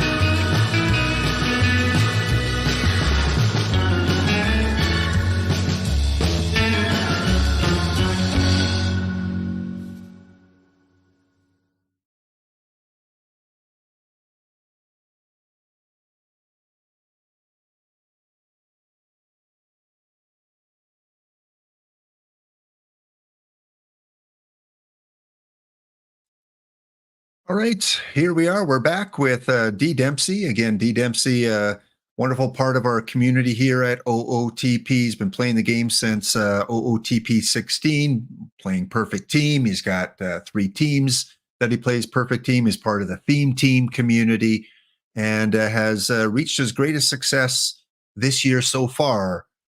Even though he's made Perfect Team with his Firebirds, he considers second in the PTCS his greatest success. So let's continue on the discussion here, going through your slides a little bit and talking about some of the other things you noticed in the tournament. I mean, this is just the most common batter found in the tournament was the Bob Horner. No surprise. Um, if you didn't have an Eugenio Suarez, you were probably playing the Bob Horner or a Doug DeCinces, if not both. He's a great first base option. He's an okay third base option. He played very well in this tournament. And then the Hasagawa closing card, 82 coffees were found in the tournament. It's not a surprise. Very cheap towards the cap. Can slot into any bullpen role that you need him to do. Did not do very well for me in this tournament, but I don't think he did very well across the board. Again, this run environment was just so pro offense that I don't think it would matter who you threw out there for pitching. Yeah. I agree. I agree that there were, I mean, when I showed my game against you, one of the games there, it was home run and home run and home run and home run. It was unbelievable how many home runs were hit in some of those games. Next up, most hits and most innings pitched. Bob Horner, most hits. It's not a surprise. You have the most hitting cards. You're going to have the most hits recorded. And then the Luis Castillo was like the second most popular pitcher in the tournament. So it's not a huge surprise that he was being used as a starter for this tournament and so therefore pitched the most innings. But it's interesting that that particular card got through because that card's not a huge home run suppressing card. But he was able to strike out enough players to survive, I guess. Yeah. And again, Bob Horner, box scores that I looked at, Bob Horner he may be, I don't know if you agree, but of all the hitters in the tournament, he might be the MVP card hitting wise of the entire tournament because he performed well. Yeah. Speaking of Horner, next up. Most home runs. Bob Horner. Again, that same ideology. You have the most cards. You're going to hit the most home runs statistically or theoretically. He had a ton of home runs this for the tournament. And to no surprise, this format and the ballpark played well for those hitters. And he hit a ton of home runs for his teams that he played with. Luis Castillo struck out a ton of batters. There were a lot of games where you would have a Castillo who struck out 9 or 10 batters probably. But then he would give up like 8 runs. So, 6 of one, half a dozen of the other. So, yeah. And again, D Dempsey having a lot of success getting the Gora card. We'll talk about that card specifically a little bit later. And if anyone else in the community has, placed first or second in the PTCS recently, and they want to come on and talk about their experience and go through a different level, iron or diamond or open, just reach out to me. I'd love to have you on. I love hearing from the community and their experiences with the game because we all play it differently. We all enjoy things different in the game. We all like to win and do well, of course, and always like to share your experience. And that's what D Dempsey's doing here. His camera glitched out. He came on and his camera was working in the background there. And then when I was about to bring him on, he had some tech issues. So he's not shy. He's an educator from Texas. He's been on camera with me before, but yeah, we're having some tech issues on the camera side. And again, look at that, Bob Horner again. Yeah. And then this is kind of my interpretation on the average WAR ideology.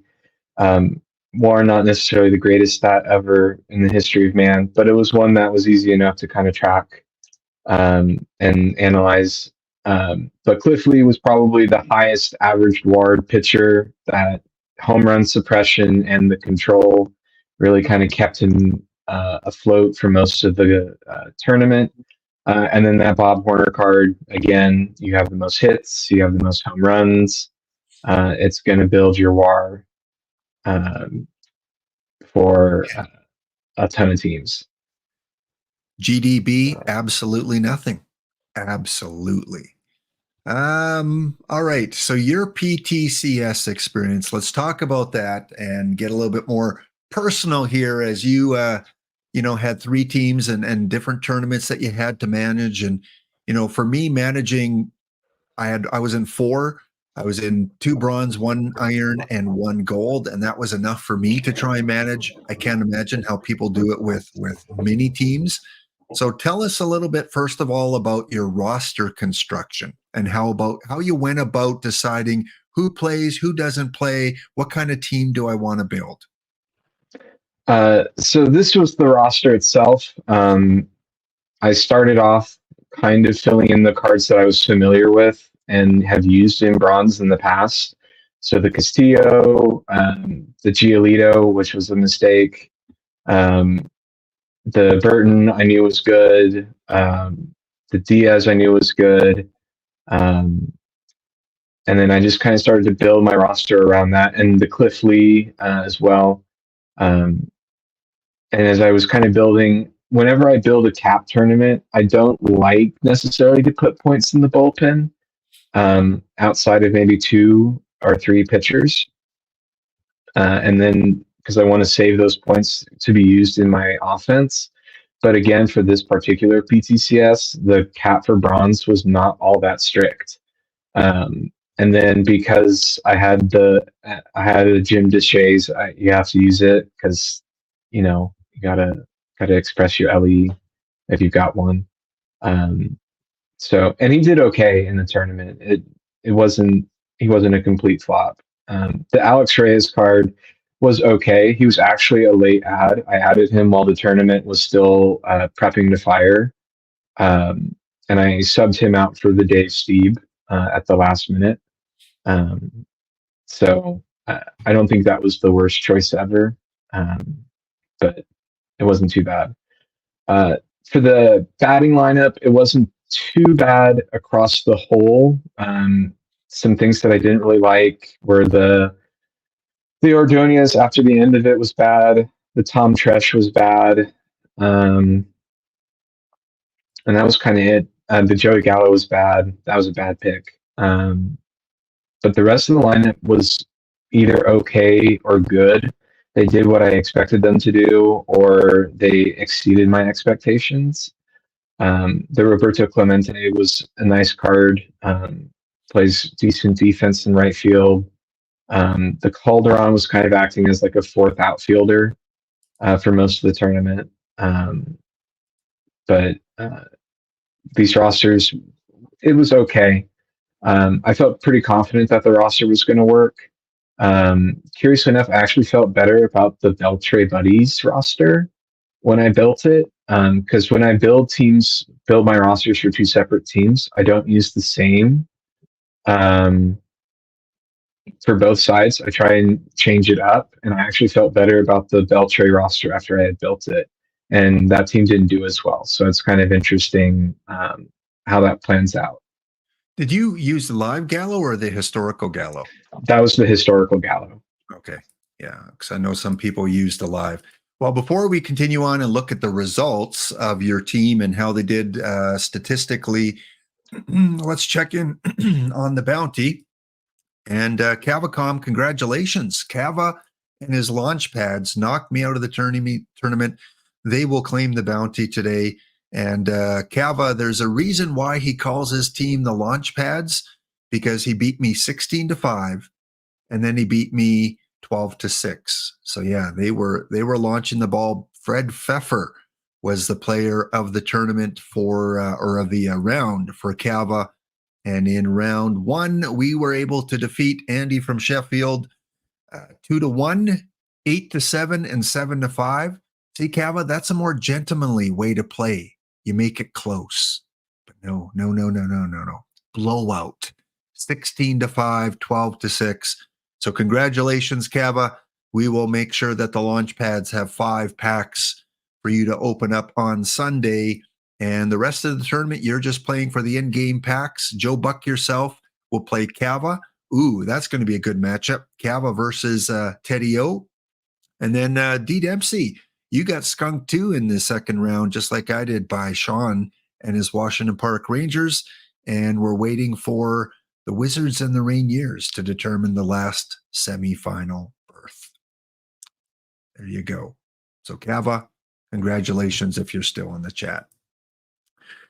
Let's go back and take a look at more of the statistical part of your lineup here. So what do you see? What do you notice? What's good? What's bad? The things that I kind of noticed is that my bullpen was not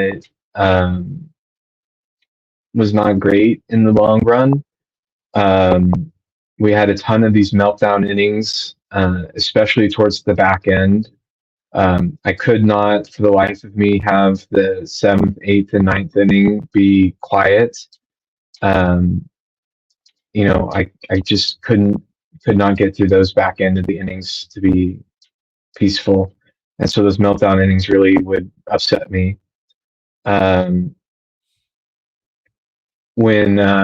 And then with the team statistics, it's funny that I finished with the most runs scored, but when you make it to the end, that's not surprising.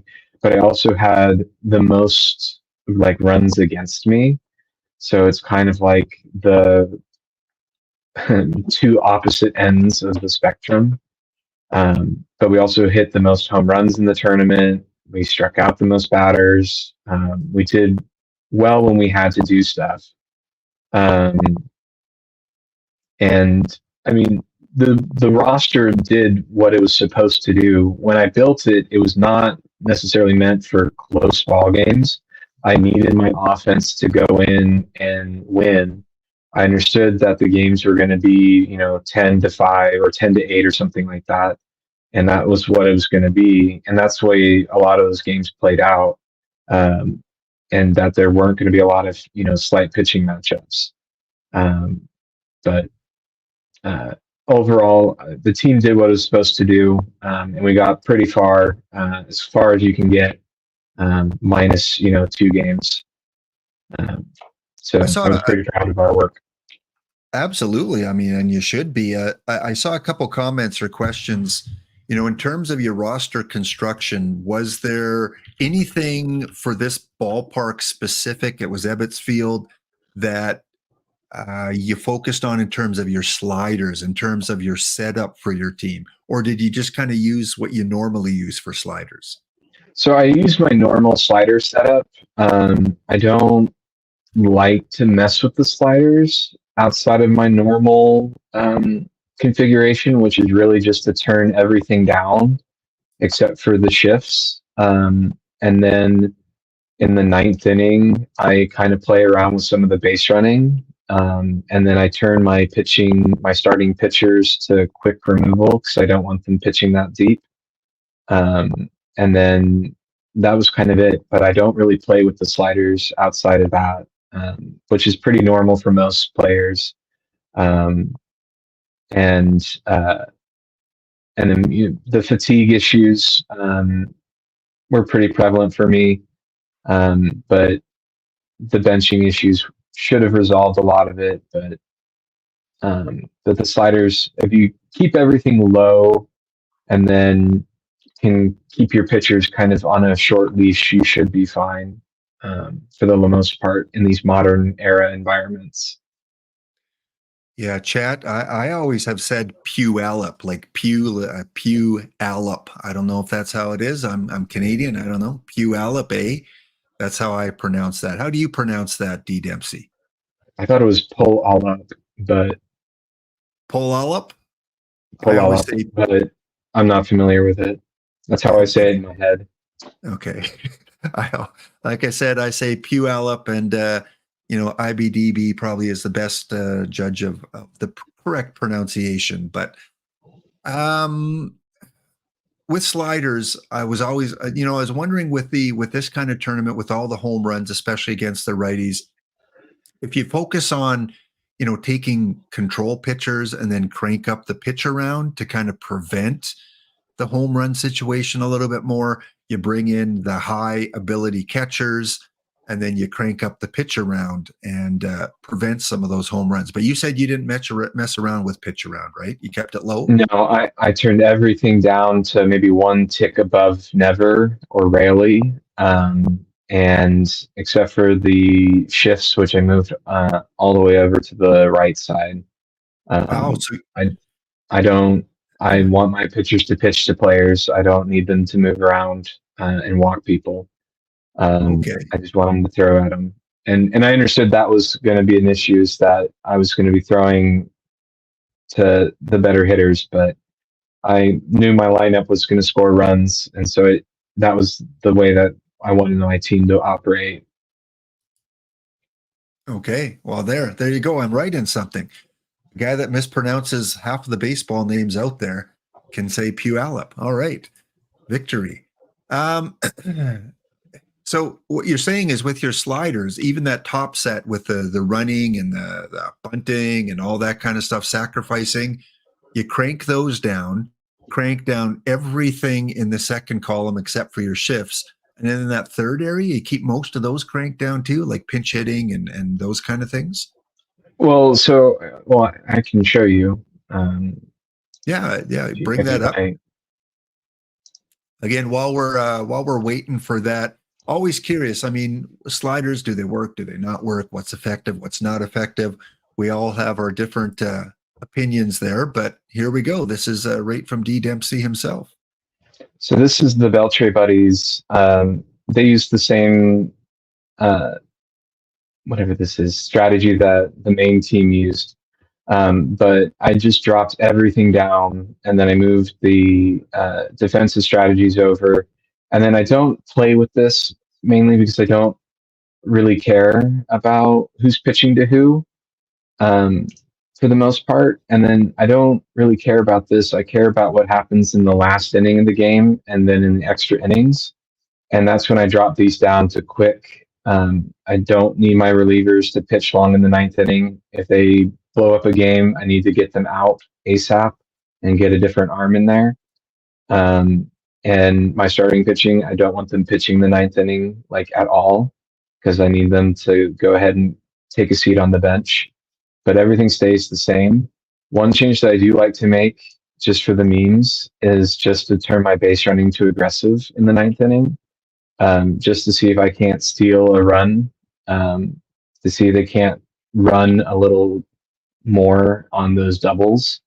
But I don't know how effective that has been in the past, but I like That's doing it. pretty cool, because first time I've seen that extreme. You're pretty much extreme on everything except when you get to that kind of third area there, and it works for you. Great. And then over on the left hand side, it doesn't look like you mess around too much with that. A lot of people go with 95 and either 80 or somewhere between 70 and 80, and then your defensive substitutions, you kind of leave that on default. Yeah, I mean, I don't even think this team had defensive substitutions. Yeah, we didn't. But there wasn't really a need to do defensive subs unless you were playing Ethier at an outfield position, which I was, but I didn't need a sub for him. And But your second baseman, right? You said you had a. yes, and the second baseman, but I don't think I did it on here. No, I didn't. But that's okay. I mean, how bad could it have gone? Like how many errors? See, 2 errors. Look at that in 10 games. Errors. There you go. 2 errors. Look at that. We take that. 9 double plays. That's pretty good for a card like that. And I mean, I bet if I actually bothered to go check my main team, the Keston on my main team hit like 17 home runs. It was fabulous. Yeah. He did the job. And pitch counts, you don't use pitch counts? I do pitch counts. Okay.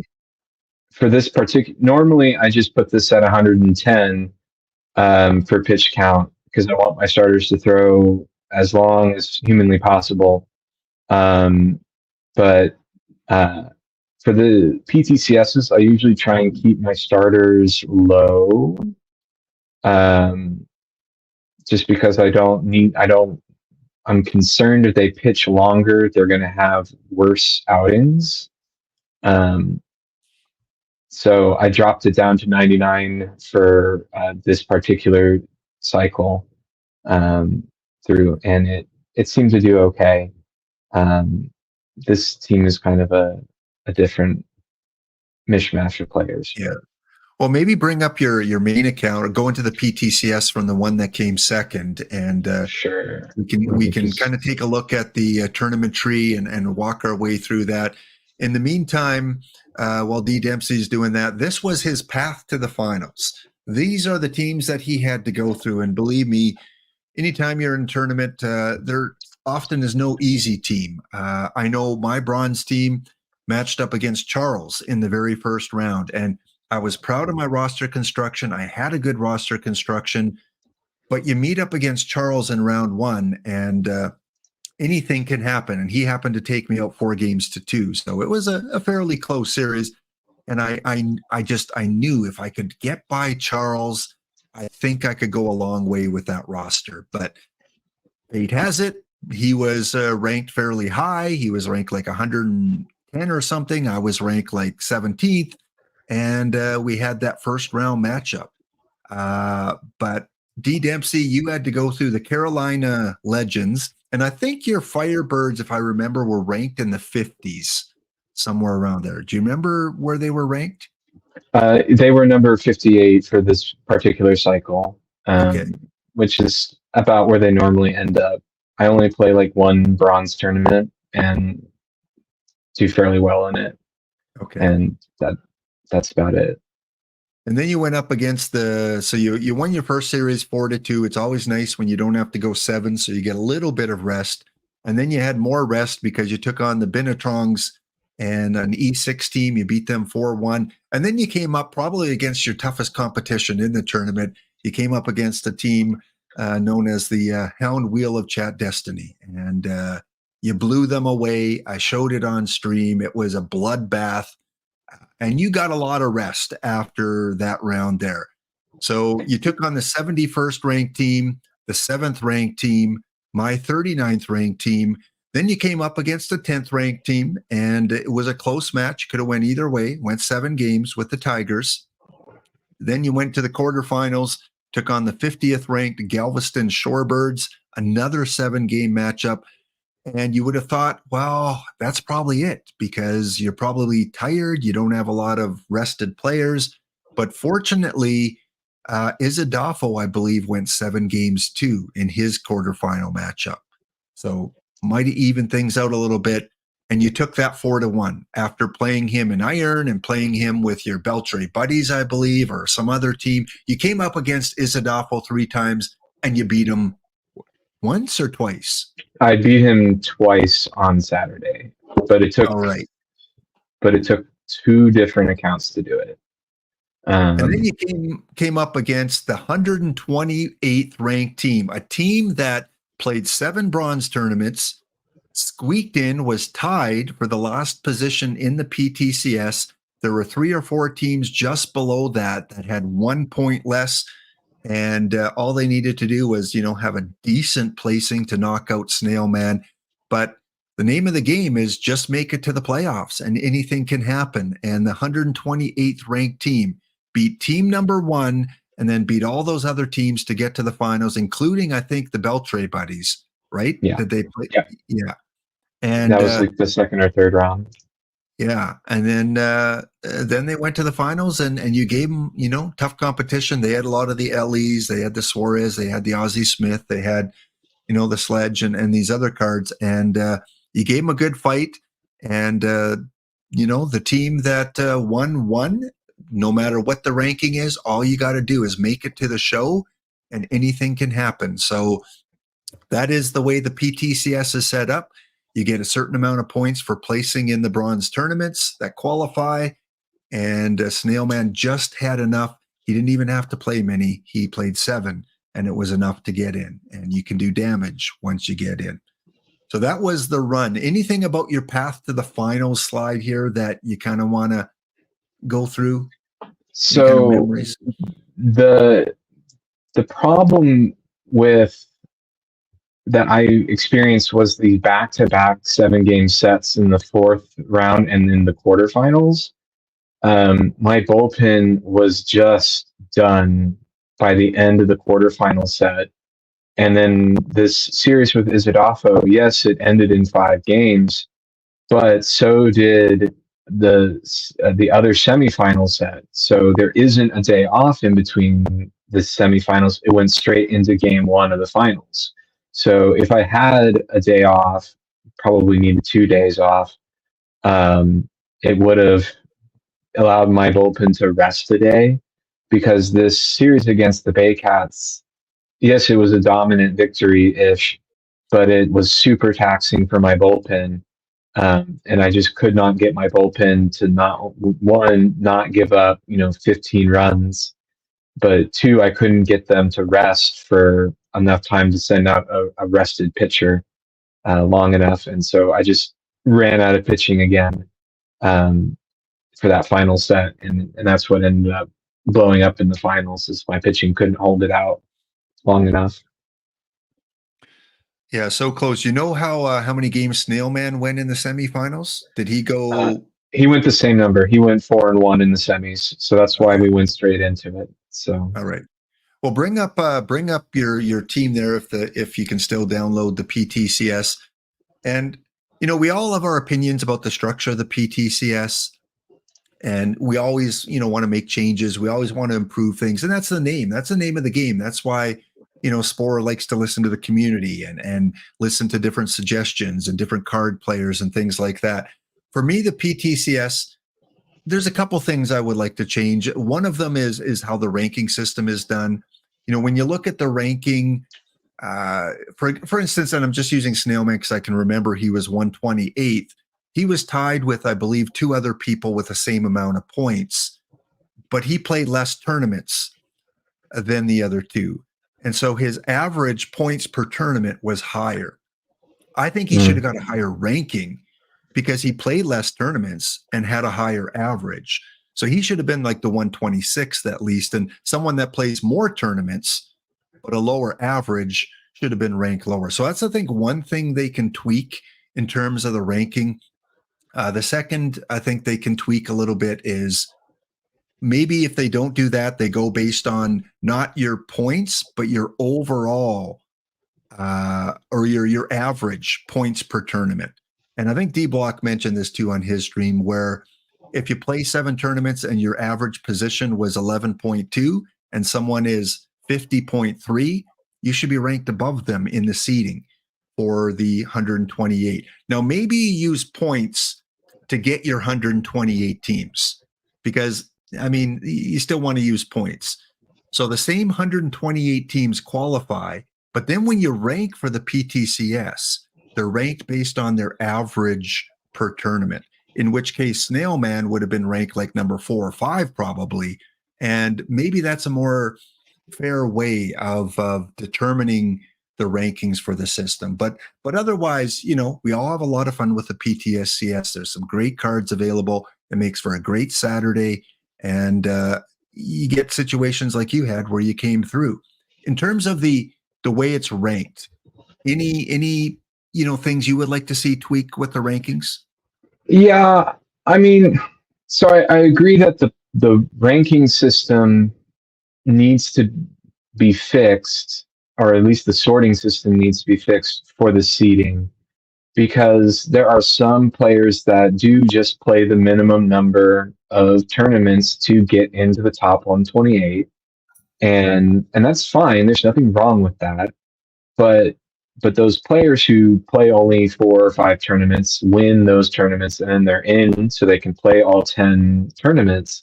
Those players should be seated higher because they know what they're doing. It's not the guy who's played 150 bronze tournaments and scored 300 points or whatever. Not necessarily the best player on the board, there should be another mechanic that evaluates those players. Yeah. And that's just, it should make it easier, or more likely we end up with those players. But And that again, it's a system that exists. It's a system that players use. Like you said, there are people out there that want to qualify for all 10, and you have to cut back on tournaments. You do the least you can enter wise to make sure that you get in all 10 of them, and that's just the way it's set up right now. All right. I guess let's go and talk a little bit about, first of all, what you felt went right. Obviously, a lot went right. You came second. And then what you felt went wrong. so what went right? I originally did not have Cliff Lee in the rotation. He was kind of acting as a stopper for the first probably 2 rounds. I think it was actually after our series that I moved him into the rotation because Dave McNally was just not cutting it. And so I moved him in. And then he came in and was super clutch for the rest of the tournament. And so that worked out really well to be able to use that. Jared Burton was probably the best of my bullpen pitchers. The only one with a sub 5 ERA, with a 2 ERA, which was fabulous. Keston Hira was fabulous, led the league in home runs, was one of the better RBI players, was great this tournament, had really good RNG for him, because that could have gone either way. Brock Holt was an absolute tear, was great. His versatility allowed him to play in so many games. There was nothing you could do against him in our series. Just absolutely all over the place. And so he's a really great card, and a card that's probably going to be useful for a long time as the cycle kind of starts to wind down in the next couple of months. As for what went wrong, the bullpen fatigue issues. And even if you come show my screen, you can see just how tired my entire pitching staff is. Because the tournament ended and didn't sim out those days.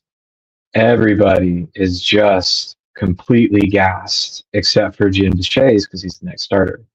But the problem was, I think in the long term, is that I didn't have enough extended pitching, and the fact that my bullpen was just decimated every time they went out there. There was no point in time where I trusted my bullpen to do anything for me. And even my rotation was giving me fits. And so that was really something that had to be the ultimate downfall for me, was that bullpen fatigue, playing back-to-back 7-game sets, and then playing 5 straight games against Izadafo, and then going straight into the finals to play 5 more games, or 6 more games.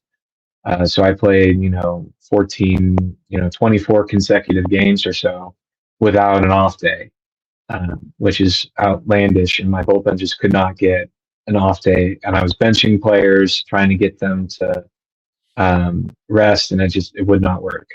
I could not get them. Do you think extending the pitch count maybe would have been something that you could have done to have them pitch a little longer to save your bullpen? Because stamina-wise, your pitchers look pretty good, your bullpen guys, for stamina. So do you think maybe going back to that 111 or 112 pitch count might have worked? It might have. Again, the difference between 99 and 110 is maybe a couple of batters. But I was, again, that's still that concern that they would be pitching longer into those games when they shouldn't be pitching. If they give up a 7-run first inning, they would still be out there. But that was still my concern. And I thought about manipulating that to see if they could pitch longer.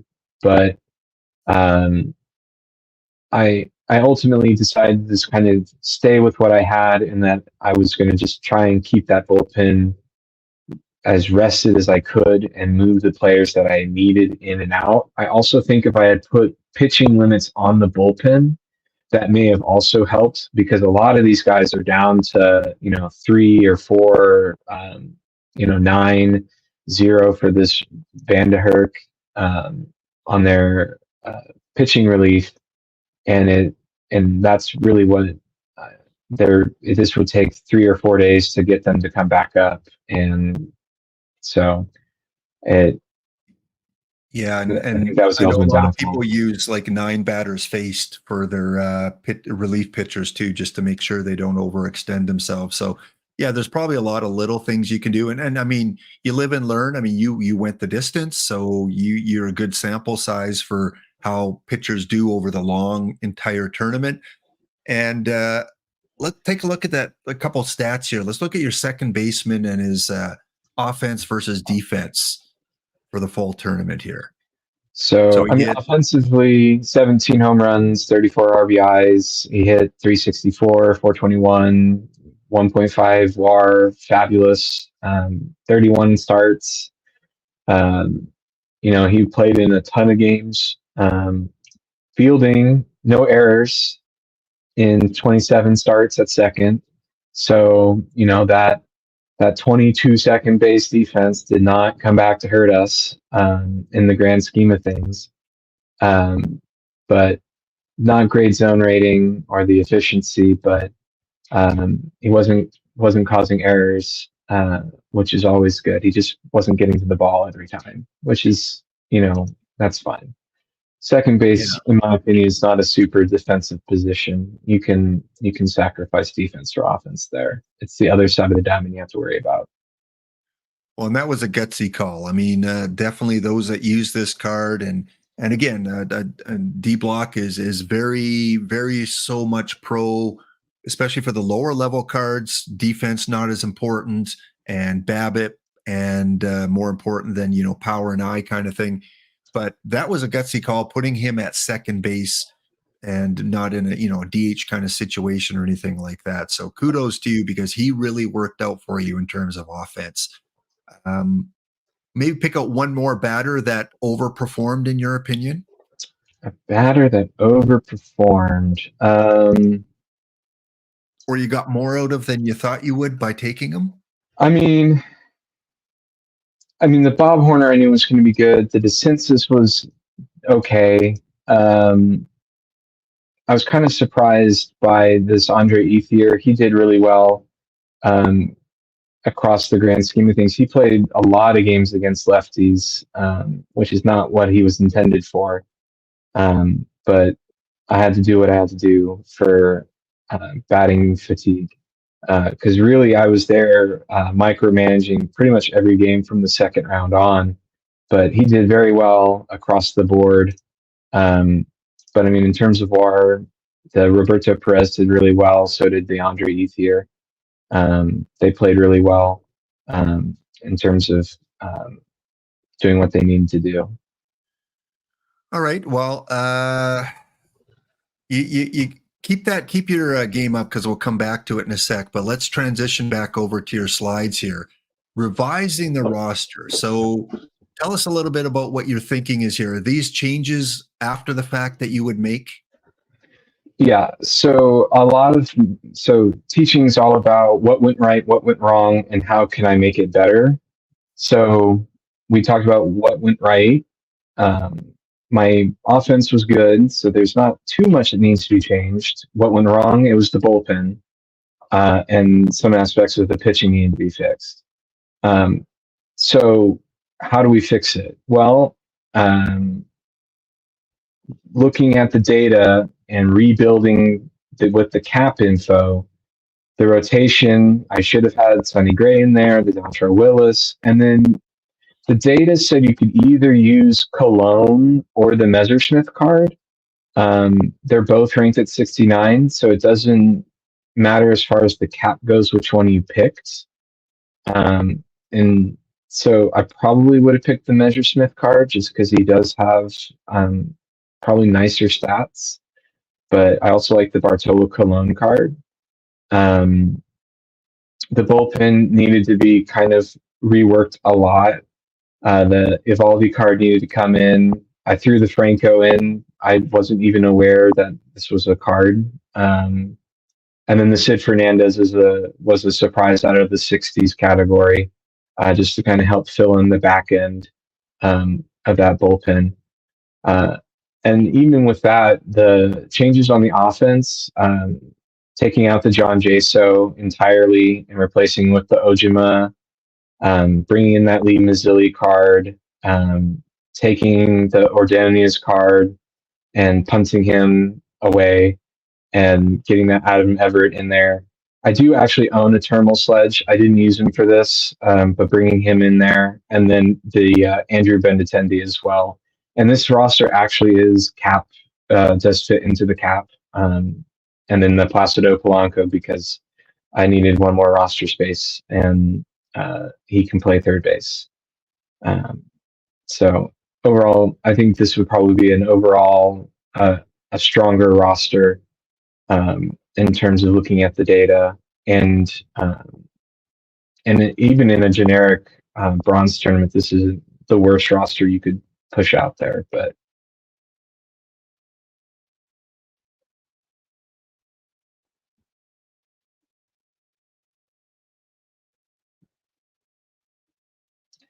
you are on mute. Go. Thank you. So I think to do well in these tournaments, you have to micromanage. I mean, not saying that you could just set a roster and still win. That could happen. But I think micromanaging is a big part of the game. Tell us a little bit about how you micromanage. What were you micromanaging the most? Were you making a lot of lineup changes depending on your opposition and pitchers and home or away? Or I mean, not home or away, but the lineups that you were facing. How did that play into your success?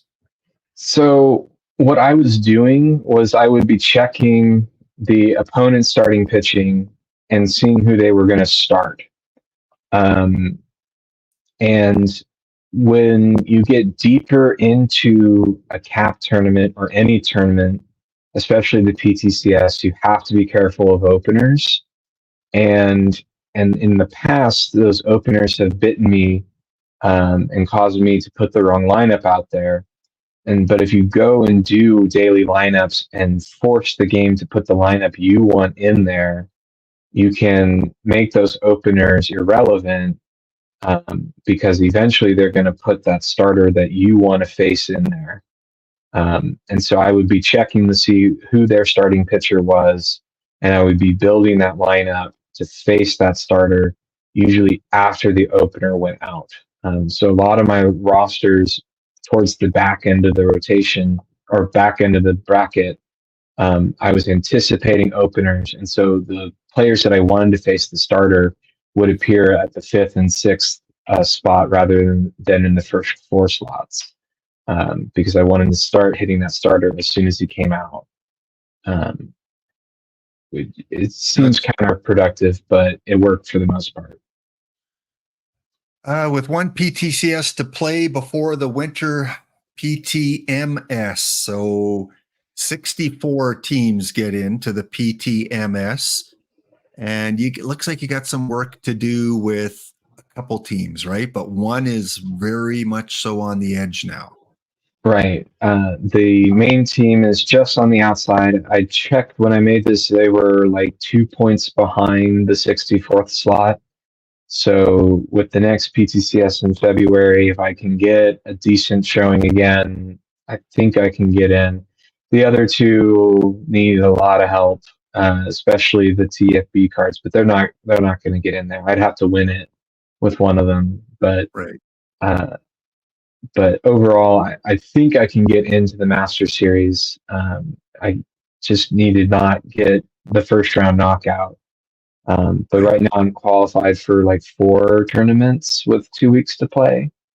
So if I can keep that pace up, probably be good. So what you're showing here is your bronze points? So this is the Master Series. So this is all the draft tournaments. Okay. So this is all the draft tournament points combined into one. from the PTCS. So this is what you need to get into the Master Series. Gotcha. So I'm just on the outside of being able to play with the big guys. Well, show us the card that you won, and maybe your thoughts about it, how you're going to use it, what your plans are for that card. Sure. I don't really know how to use this card.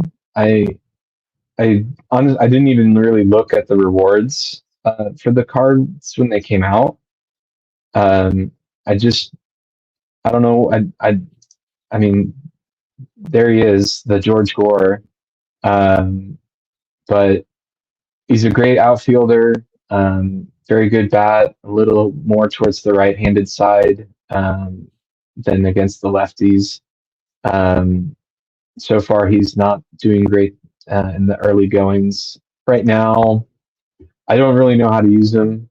He's kind of chilling in right field for right now until I figure out a better spot for him. And then we're just kind of moseying our way through the early parts of Diamond here and doing well so far. But the perfect team, I'm not. I'd have to pull up the new sheets to see what from Kidneys and see what they have to say about it. But I'm not fully enamored with the best way to get in there. These are just the best cards that I have available. Did you say you got to put in the new Ben sheets? Is that what did I mishear you? No, yeah, exactly. The secret bench sheets. That's the PTMS card. Well, from what I see on other streams and hear other people talking about, in terms of outfield, for me it would probably be Oscar Charleston, Tris Speaker, and that Gore card are probably your three outfielders, and then Henry Aaron, Mookie Betts, you get somewhere in the lineup, DH, second base. I think really that Gore card probably takes out the Willie Mays. I think out of, if you have every card in the game, maybe Willie Mays is the guy to sit out now. But you don't have Charleston yet, do you? I do not. I do not. My NEL stuff is not very good. I have not done very well in collecting those cards. Yeah. But that's okay. Well, that's still quite the accomplishment. You've got one of the top cards in the game. I know you wanted to get that Jackie Robinson and get him into your lineup and the card art and all. You always want to finish first, but you did get every other card underneath that. And did you find any uses somewhere for the other cards that you won in other tournaments? Did you sell off some of them? Of course, you got a lot of rookers, so you probably sold a few of those. I did get a lot of those. Well, let's see. Actually, I think this is going to be under title, right? Yeah.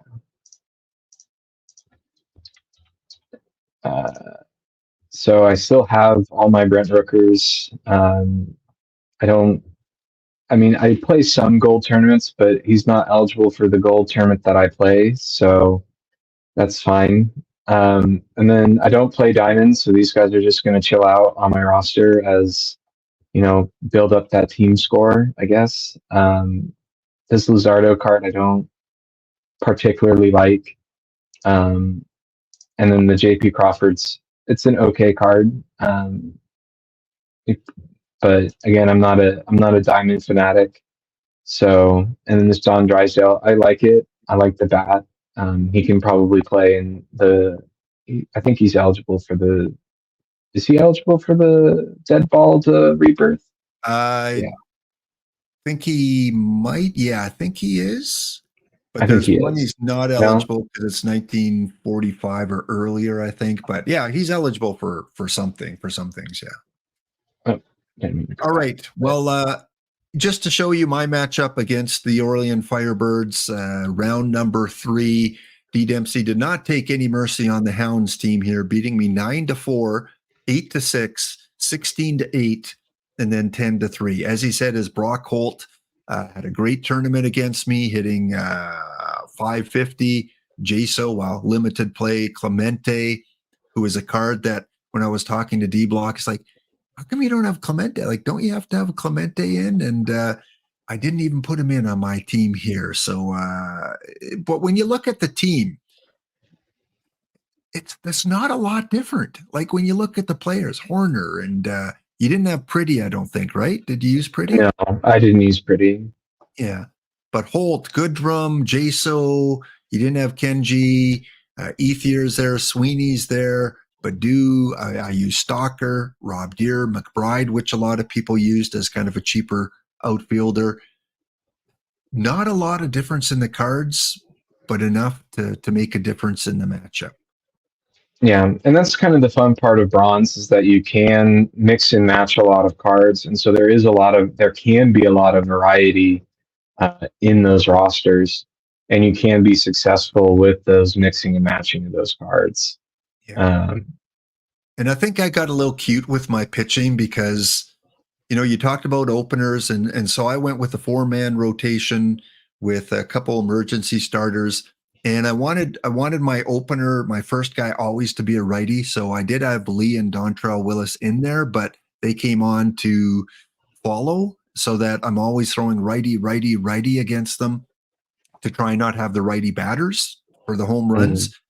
And again, the astute managers will pick up on that because what you can do, you can go to your strategy, you go use opener lineup, and then when you go into set your lineups, you click on the opener or on the opener lineups up here, and then you can set them to counteract the opener that they're trying to throw at you. But yeah, my pitching, maybe I got a little bit too cute. You destroyed me, though. It wasn't even close. But again, a lot of the similar pitchers, Asagawa, Burton, Willis, Lee, Gray, Castillo. I didn't have McNally and I didn't have Giolito, which I thought was a good move, but apparently not good enough.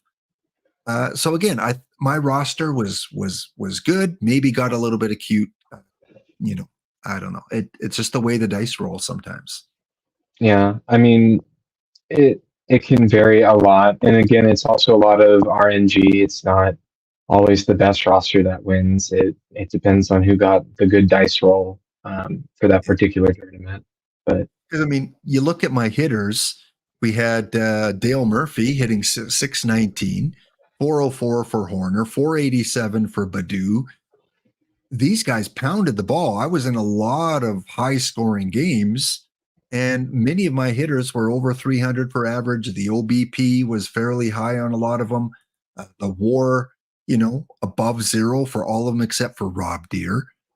So I guess I don't know. I don't know where my mistake was because I had the right pitchers, but maybe I was just using them improperly because it wasn't my hitters. My hitters knocked it out of the park. Literally, they did really well.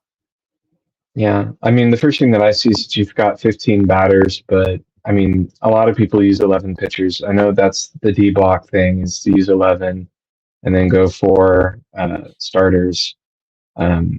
It's fine. I'm more of a 5-man rotation person, but his method works too. Look at the team stats here. Like for only going 3 rounds, second, third, fifth, third. In WOBA in a lot of batting categories, but the starter ERA at 88, bullpen ERA at 35, I guess isn't horrible. 61st in defensive efficiency. So I guess a little bit more focus on how I use my pitchers.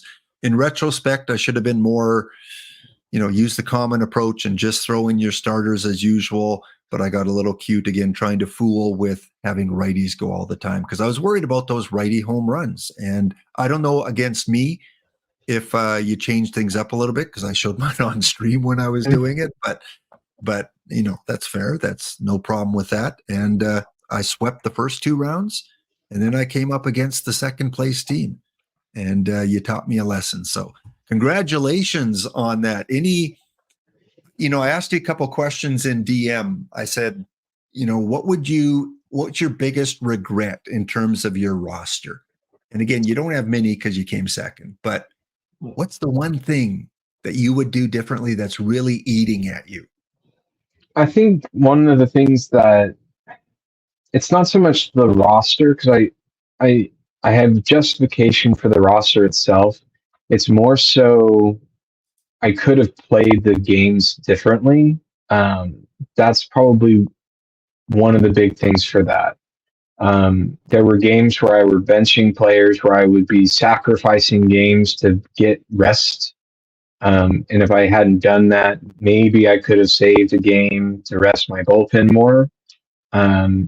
But I I think that was more so the biggest issue than uh, the roster choices. That Ray Ordonez was maybe a mistake, but the rest of it was fine across the board. I mean, it was I had reasons for it, but I think it was more so my managing throughout the series was what cost a lot of it. Well, again, you can't complain for coming second in any tournament. Many people would like to be in your shoes. D Dempsey, what are your plans forward going with the game? What are you hoping to achieve? I know you want to make the PTMS. That's kind of a big goal of yours. But anything else you're hoping to do before this cycle ends? Uh, Before the cycle ends, well, I'd like to get into the PTMS, like we said. I'm kind of giving up on trying to win the PTCS because I have to do it next time, and I have no idea what the format's going to look like, but well, that's a future concern. I'd like to be able to spend 2 consecutive weeks in Perfect League, but uh, that's another internal issue. But it's just kind of goes shipping our way until we see what the next big kind of set is towards the end of the cycle, and see what really the next wave of cards does as we kind of wrap up here in the next few months or so before the next game comes out, and see what we can do. Not necessarily trying to win the Perfect League, but it would be kind of nice to end the cycle in Perfect League. And itching for OOTP25, you're going to be back playing that hard? Probably. Yeah. Now that I mean, again, you learn a little more every time you play, every cycle you play. And now I know a little more than I did probably last year. And so now I feel like next year I have a stronger plan of what I need to do to have longer term success, in terms of conserving cards and your points and stuff like that. And there's getting out of the gate the right way. I think you learn as well. The more you play this game, when the game comes out, some of the things that you need to do within that first couple of weeks, I think that plays a key part. People that are just buying the game now and playing, I think D Dempsey would agree with me. Have fun, experiment a little bit, do some team building, get into some tournaments, try some perfect drafts, get used to how the game engine kind of works, and then come out of the gates hard in OTP 25 with trying to be a lot more competitive. I think you probably agree with those. Yeah, I think that's the big thing. If this is like the first time that you're playing and you just got it for Christmas or whatever, um, take this time, learn how to set up your lineups, learn how the sliders work a little bit. Granted, that could all be thrown out the window in the next game, but like learn how important tournaments are, things like that. Don't necessarily stress about trying to get into Perfect League. That ship sailed probably about 4 or 5 months ago. So have fun with it. Um, Keep up with your rosters. Connect your Twitch account so you can get packs. I get so many packs from watching the streams from the affiliates and from the main channel. That's like the how you get so many packs doing that, and it's an easy way to get it. And then, that's a huge benefit, being able to get those packs. Right. Exactly. Well, and I hope to bring you back at some point because we have to get back to the Blue Jays and the Rangers in 2016 and the infamous fight well, not really a fight, scuffle, well, slapping match between Jose Bautista and how do you pronounce his name? Rugned. Odor. All Yeah. right. The infamous ejection where Odor and Buechel and Bautista, Donaldson, Hale, Chavez all got kicked out of the game. It was quite the matchup. The Rangers did win that game. I believe it was 7-6. Yeah, 7-6. They won that game at home. But it set up a rivalry between the two teams for the next year or so. And we have to do an OOTP Rangers versus Blue Jays 2016 one-game exhibition. So sometime I'd like you to come on and we can have some fun and replay that season between the two teams. Just sub to Dr. Dynastic and have him do it for Monday Night Baseball. Hey, there you go. All right. Give that to Dr. Dynastic. 2016 Blue Jays, Texas Rangers in a best of, what's he run? A best of three, I think he does. It's a best of three. Best of three. And let's see which 2016 the Blue Jays, again, just getting so close, getting to, wild card and then getting beat by, I think it might have been Cleveland back then. And again, just congratulations to your Rangers on finally taking it. Any closing comments here before you go, D. Dempsey? No, I think we covered a lot of stuff. I think we learned a lot about how the game works this cycle. It's a lot of moving forward to the next PTCS and then trying to win the next one and then hope to get into that Master Series and do well in that, or at least make a decent showing. All right. Well, again, congratulations. Thanks for coming on the channel today. Always love chatting with you, and publicly thank you for helping me with spreadsheets and helping me with a laptop daily spreadsheet and keeping track of all that. And I know anytime I need help with formulas and things, I know who I can go to. So enjoy the weather coming your way, and maybe you'll get a snow day or two in the next couple of days, and maybe some extra prep work at work. And all the best in the classroom with you and your students. Thank you. All right. Okay, well, we are going to take a quick break. As we go into the break here, you see a certain Cavacom up one game to 0 in the finals here against Sean Saul's Washington Park Rangers. So we'll see if Cava can close it out or if the Rangers can take it to a game 3. So going to head off to break, and during the break, let me find the right screen here. Let's get a giveaway going here for 5 standard packs. Cava won the first 5 packs today. Let's see if we can get another one going, and go there and there. Exclamation enter, exclamation ticket in the chat. We'll be back in 2 minutes and talk about the new tournament changes that started up today.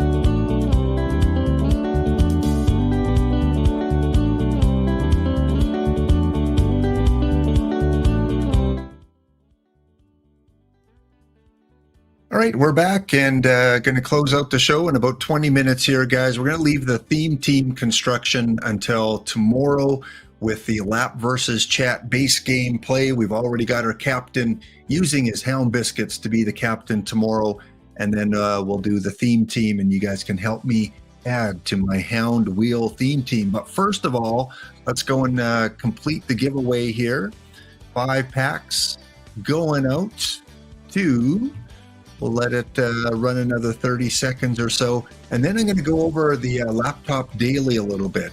Now that the format has changed, I'm going to let you guys know what the new format is, what the updated points are for the tournament, and some of the players that have performed the best in that tournament. I've been collecting data for every single tournament that it's been out. So we'll look at some of the players that are doing extremely well. So I'll give you another 20 seconds or so to enter in to the giveaway before we close it off. 10, 9, 8, 7, 6, 5, 4, 3, 2, 1, and a couple seconds for the delay. All right, congratulations go out to the real Teddy O. The real Teddy O. Good stuff. Okay. All right, Teddy O, if you can just kind of whisper me which account you want those 5 packs to go to so that they end up in the right place, that would be great. And in the meantime, let's go over and take a look at how the Laptop Hound Daily is shaping up now. So again, we did get some tournament refreshes. Some new tournaments came in, some left, some were changed around a little bit. You can find that all out on the OOTP Developments website. I think I might have, oh no, it's in the Discord as well. You can check out all the different changes. Again, they're giving historical packs now for prizes, replacing the choice packs for some of the tournaments, not all the tournaments, for some of them. And so you may see diamond historical packs as winning choices. So here is the Laptop Hound Daily. No longer are we playing in the 1969 environment. We are playing in 1985. So a little bit more defensive environment. And the ballpark is going to be rotating. Before it was static, it was fixed. 1976 Jarry Park. It is now going to be a rotating stadium. So today it's the 1959 park that we're playing in. So again, get involved in that. And Cavacom was showing a little bit of that on his stream yesterday. But yeah, always fun. Here again are some of the tournaments that have been changed around. If you missed the DishNet stream, here you go. Tournaments added for traditional, tournaments that are removed, and some of the ones that were changed. And then the refresh list for the perfect draft. There you go. And of course, the Laptop Daily, lower level leisure lounge. That's the only tournament that has stayed but changed. Others were completely removed or new ones added, including a lot of perfectos. And not a lot of you guys like drafting perfect cards. So a lot of chances now to enter those daily perfectos. And once again, here are your prize changes posted today on the Discord. Some of the tournaments and a little daily dead ball announcement at the bottom. Both of the prize structure and the daily dead ball remaining active are results of the feedback from the community. So yes, Nicolino and the team very, very much willing to listen to your feedback about tournaments, suggestions you might have, and we see the proof of these recent changes. Okay, next up. All right, so I wanted to show you kind of what is going on in terms of the Laptop Daily.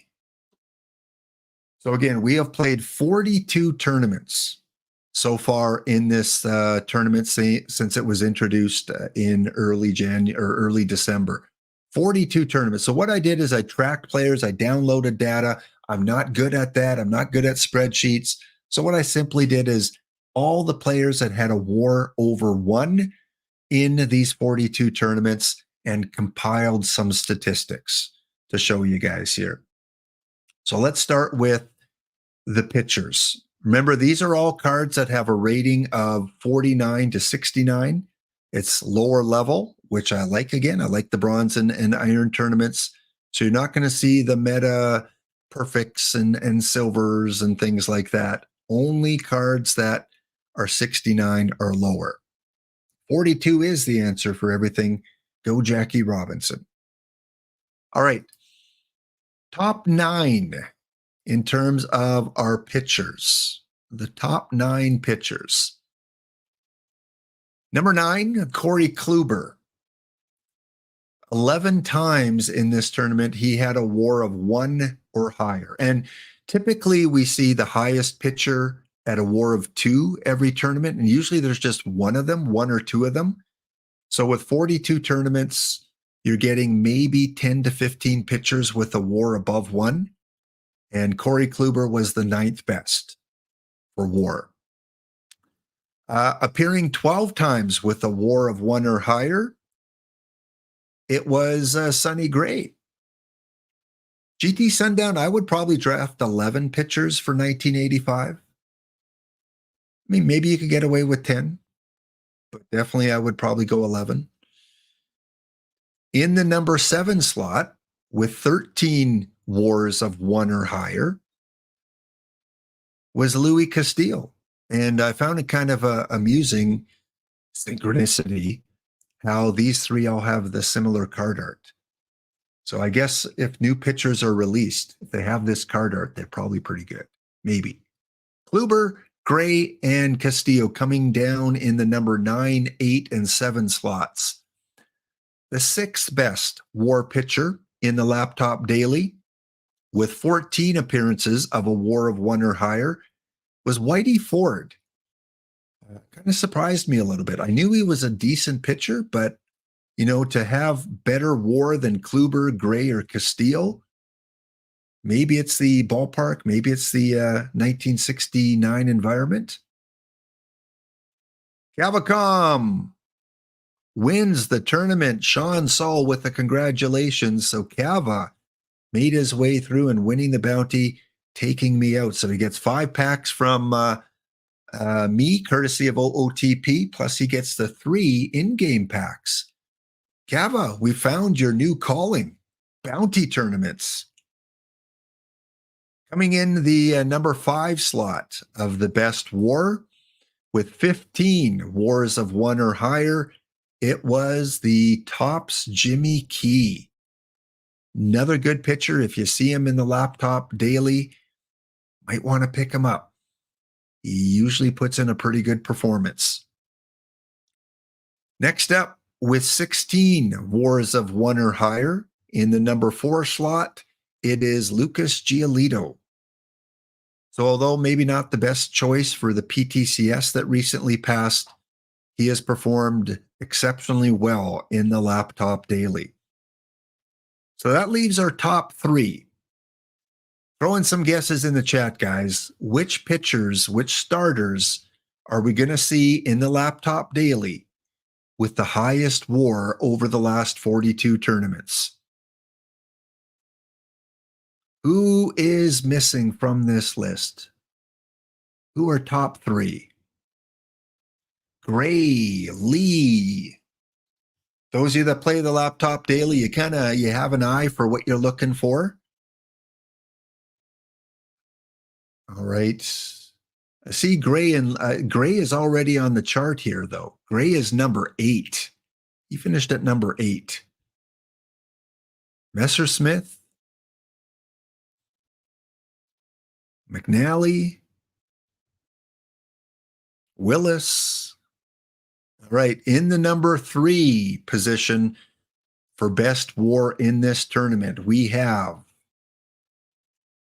limited edition Jim Deshay, yeah. The limited edition card, Jim Deshay, is number 3 in WAR. 18 times he appeared and had a WAR of 1 or higher in this tournament.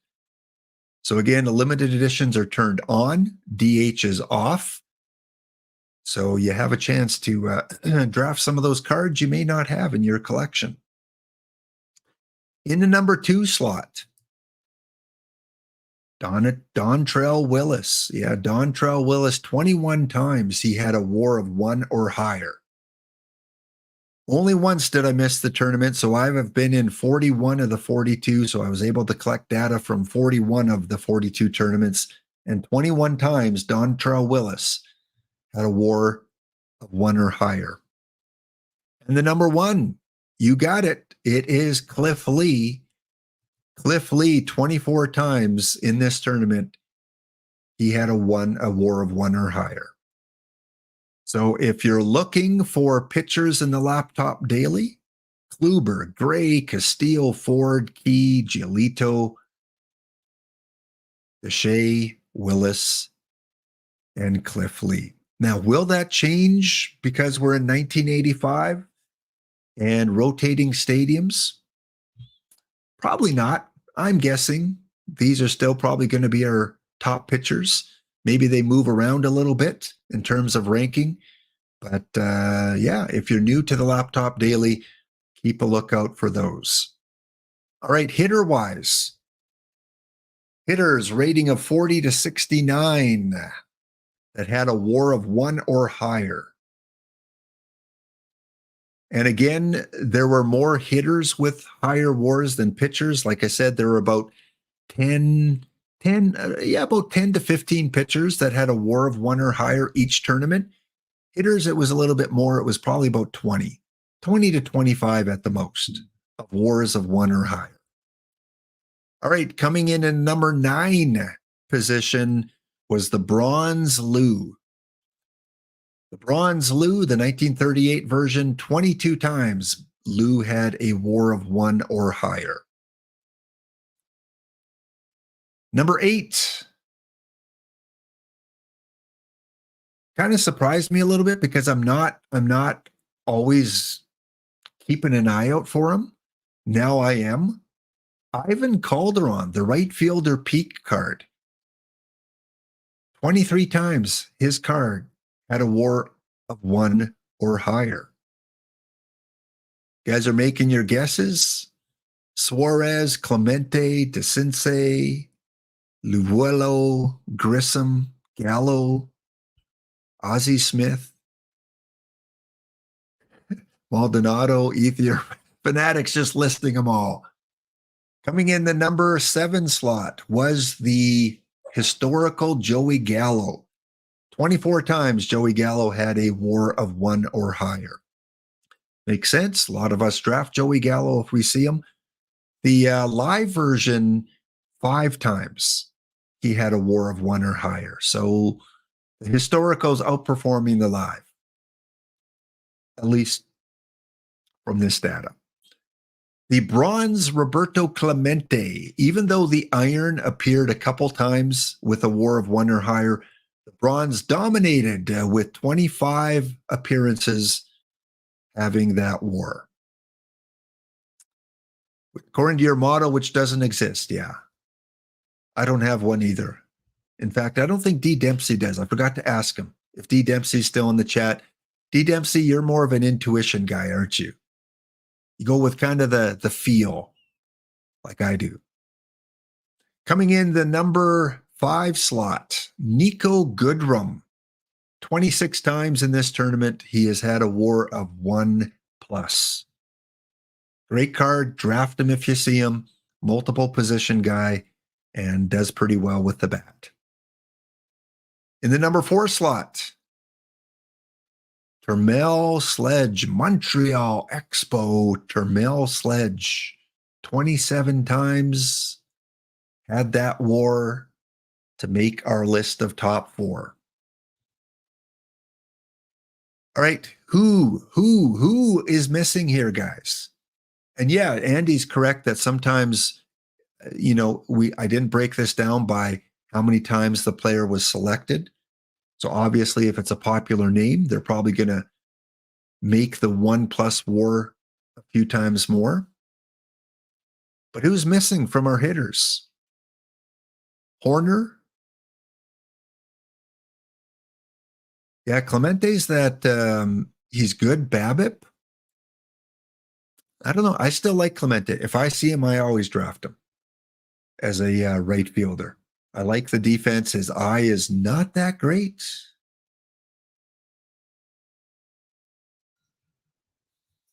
If you don't like the bronze, yeah, you definitely don't draft the iron.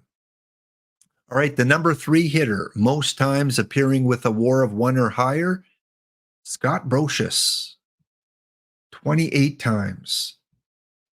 Again, I think you have to remember that Brocious came out a lot earlier than Horner. So there were maybe Horner's been out half the time. So less of a chance for him to get those WAR accumulations. I think if we carry this on, we're going to see Horner appear in the top 9. Number 2, Doug DeCinces. Again, same situation. Horner hasn't been out as long. He has not been out since the tournament started, so therefore less times with WAR accumulation, but 32 times Doug DeCinces. And the number 1, see Suarez, Dale Murphy, Grissom. Bronze third base is hot. Absolutely. Yeah. I mean, thank goodness for that Adam Everett, because those LE shortstops, you could very comfortably use Adam Everett. And at third base, if you don't have Suarez, you've got Brocious, you've got Horner, you've got DeCinces. Number 1 guy, I don't think anyone mentioned, Archie Vaughn. 36 times Archie Vaughn has had a WAR of 1 or higher. And he is qualified to play third and shortstop, even though he doesn't have ratings at one of those. He can still play there. But 36 times Archie Vaughn has had a WAR of 1 or higher. So there you go. If you're new to the Laptop Pound Daily, those are some of the cards, some of the batters, some of the pitchers that you should be looking for that might help you make a little bit more of a run. I have not been having a good run lately in the Laptop Daily. You guys are smoking me. I'm losing in round 1 or round 2. I'm in a little bit of a downturn right here. So here we see the leaderboard, the current leaderboard. This is as of right now in the Laptop Daily. The Makos won yesterday's tournament. The Dodgers, who was the winner in December, back in December, the Dodgers had the overall point lead, so they got the 20 standard packs for winning the month of December. So now we're currently fighting for the month of January, and right now it is the Passamaquoddy. Very, very, very good bronze player. The Passamaquoddy leading the way with 9 points. The Newt-Newts was 7. The Yankees was 6, tied with EVC's baseball, Wildcats, Oklahoma. I rock this and his Cats Pex Jamas. And then you see the Mice and a few teams there at 4. So again, we're now officially halfway through the month. At the end of January, we'll do the final tally. Whoever has the most accumulated points will win 20 standard packs. And we will do a random draw of everyone that has a top 4 finish. And we will put them on the wheel and see who we give 5 packs to. Okay. Good. Well, last thing I want to do, and then we're going to send you over to NASpace, who is streaming right now. Don't forget, Dr. Dynastic is on with Monday Night Baseball a little bit later. But let's run one more giveaway. Exclamation enter, exclamation ticket. And while the giveaway is playing, how about you guys help me get out of this funk for the Laptop Daily. Please help me win round 1 this time. In December, my best finish was second. I finished second to D. Dempsey. D. Dempsey. When I get late into tournaments, your name seems to come up. Okay, so 1985, and we're playing at the LA Coliseum from 1959. So right-handed BABIP, right-handed home runs, basically right-handed.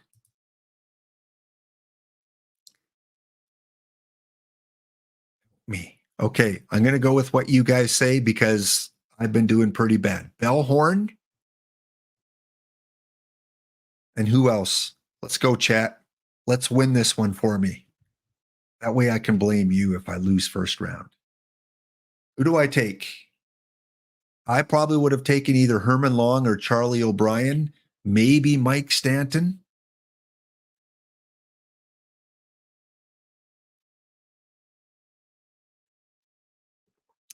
Pick for me here, chat. Yeah, I can't, unfortunately, with OOTP in my program, I can't zoom any higher, but I'll go full screen.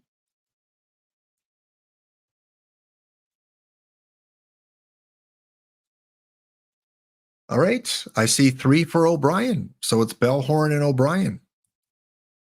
Yeah, when in doubt, take the LE. All right, I am not taking who I would normally take. I'm taking what you guys suggest.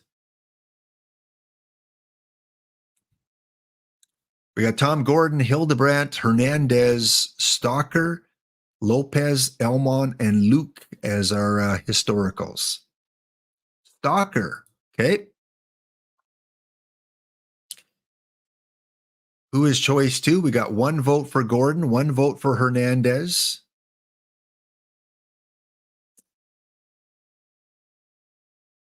Benatindi? No, I don't think he's showing there.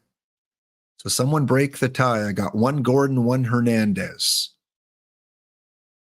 1985, 11 pitchers, so you do need 5 starters and probably 6 bullpen guys.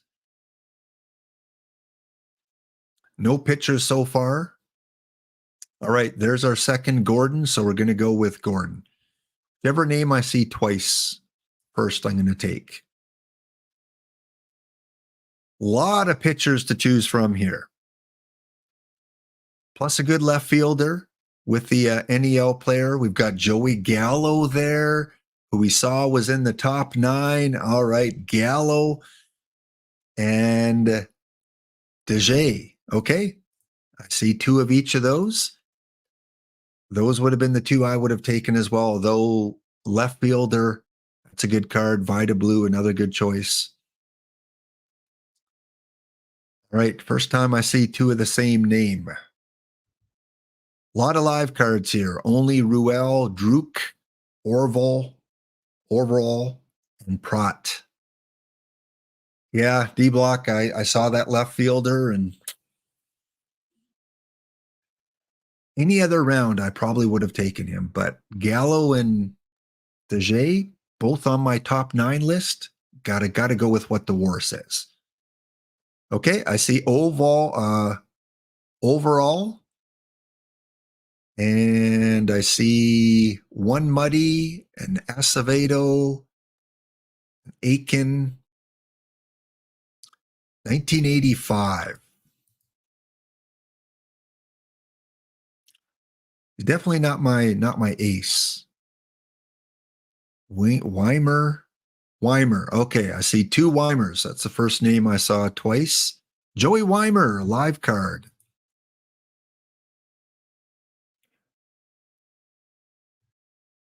Next up.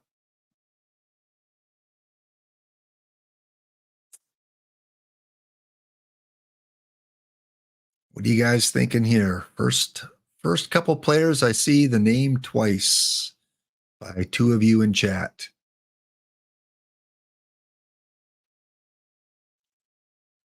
Sweeney is there. Yep. The snow in the stands in Buffalo is crazy. Oh, is the game on right now?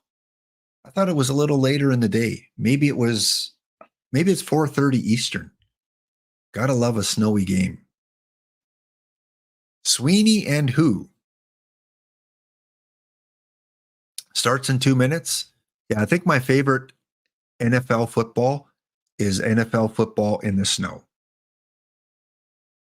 It's entertaining. We get that in Canada quite a bit. Wickander or Trowbridge? All right, who's going to break it? Bob. Okay, Trowbridge it is.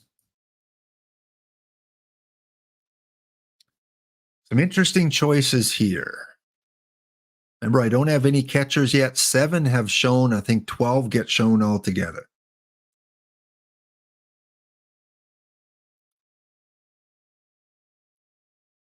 See, 1 Hosmer. Don't forget, enter the giveaway, guys. Exclamation enter, exclamation ticket. After the draft, we'll be closing out the show. Dale Murphy was not on my top 9. He was on my cover slide. I threw a slider at you there. He wasn't in the top 9. He hasn't been out that long, I don't think. So I don't think he's accumulated enough stats to get there. Murphy. Okay. Murphy and who is the other one I saw? Hosmer. I see 1 Murphy and Hosmer. There we go. All right. Both my first basemen. Round number 7. I've got 4 starters, 1 catcher. Don't have a left fielder yet. And there you go. I can platoon Hosmer and Murphy. I will do that. 1985 favors the right-handed hitters. Yeah, I think you need 11, Andy. I think I'm going to go for 11 pitchers. All right, that's 2 for Spec.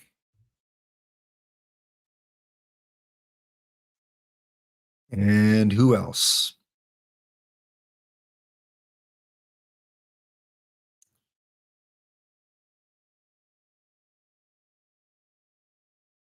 I mean, the Sox Posednik kind of stands out a little bit just because it's a baseball reference card.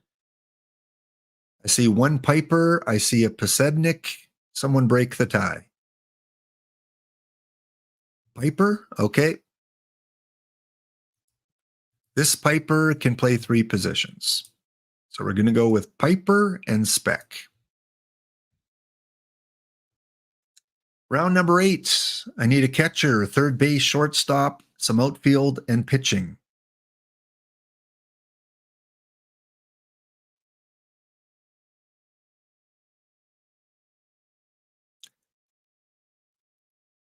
I see 1 Bruce. There's Bruce. Okay, Bruce is pretty much unanimous. I see 1. Do I see a second Powell? I'm good at catchers, so I don't need Flint. Powell it is. We got our second Powell. All right, no more catchers needed. A lot of historical choices here. Edmonds, Flagstad, Homer, Suma, Komorowski, Mensch. I see an Edmonds. I see a Ferris, Darren Jackson.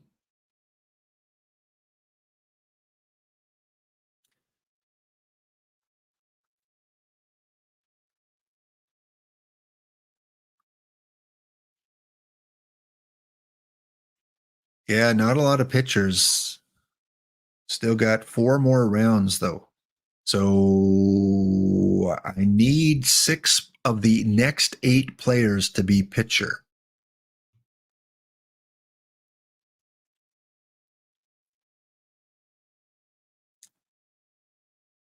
So who do we got? I see 1 Edmonds, a Ferris, a Jackson, Grove. You guys are all over the place here. Grove, okay. So let's take the Michael Grove, and Edmonds.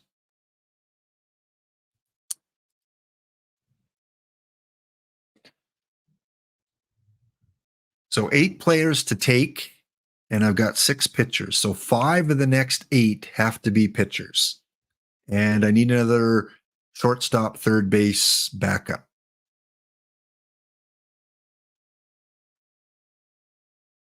And not a lot of pitchers here. In fact, can you believe it? There's only one pitcher on here, and it's a live pitcher. Oof. So I see 2 for Lavulo and 2 for Gomber. All right, 6 more cards to come, and 4 have to be pitchers, at least 4.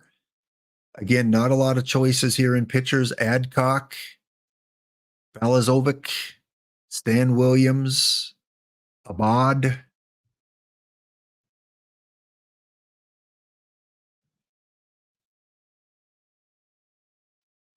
I see 1 for Williams.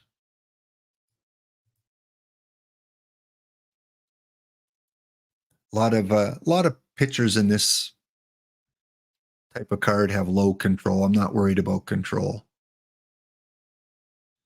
All right, Stan is one of them. And the PT Plus card can play all 3 outfield positions and has pretty good eye. So I see 1 for Commer. I see 1 for Wendell.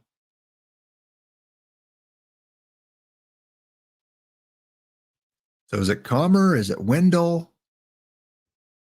Is it Michael Barrett that can play third? No. Nick Franklin can play a lot of positions. All right, let's go Commer. All right, I think I'm set in the outfield. 4 cards to come. At least 3 have to be pitchers.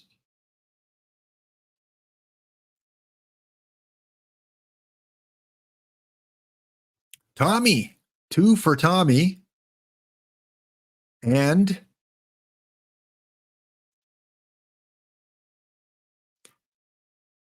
Tatum.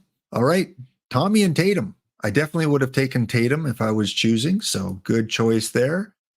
And last round, probably need a pitcher and an infielder. Someone that can play third and short. I've got 2 second basemen. And 2 of those second basemen, actually all 3 of those second basemen can play short. And 2 of the 3 can play third. So we're not desperate to get an infielder. Best 2 cards, at least one of them has to be a pitcher. Not a lot. We got this exclusive lefty Mar, Kel Abrams, Gene Michael, and then Albert Williams.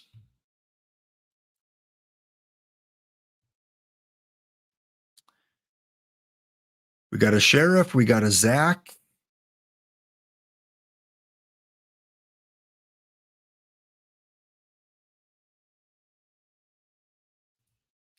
Sheriff, not a bad choice. Splitty, but look at that home run suppression. So 2 for Zach Thompson. So he's going to be 1 pitch or 1 pitcher, 1 card. And that Albert Williams, let's take a look at him. He's pretty well rounded.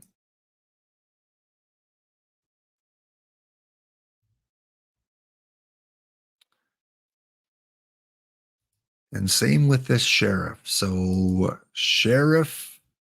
All right, I'm seeing a lot of Sheriffs here. So Sheriff and Zach Thompson gives me 12 pitchers for 1985 in my first laptop daily of the new format. Oops, I guess we should. You guys drafted my team. I guess you should help me out with the roster here a little bit. Exclamation enter, exclamation ticket if you're just joining in for a chance to win 5 packs. We got Deshay, Speck, Trowbridge, Overall, Grove. What are you guys thinking about pitching? What do I need to change around?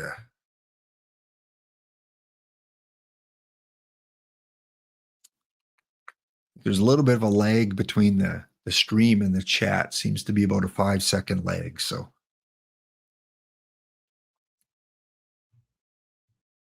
Tommy in for Grove. We'll do that. Let's just throw all these guys at middle relief. Again, this is 1985, so you do need a little bit more pitching than the previous tournament.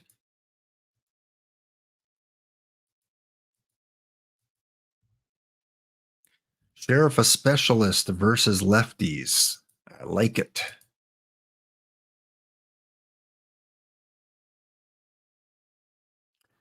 It's about half full, Spore. So last I checked, it was getting close to half full. So you still got a little bit of time to enter.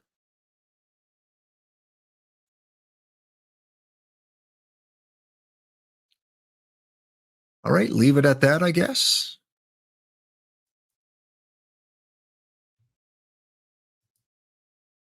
GT Sundown making the Final Four in today, the last version of the 1969 environment. Congratulations, GT. Didn't know we're at the Final Four stage already. And you know what? In tribute to our good friend D. Dempsey,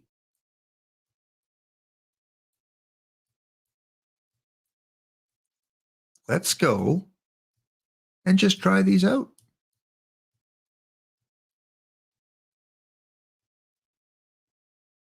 And then he said, when we get to the 9th inning, he likes to do a little bit of that. And he put in 95 and 70.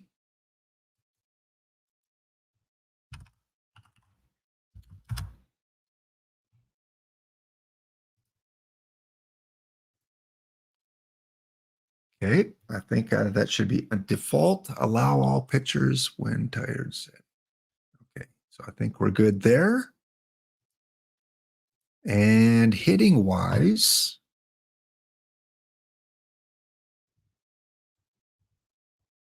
pitch count the relief pitchers. I will do that. Let's do that. Ken Tatum, Gomber, Williams. Pitch count, what do you think? 30?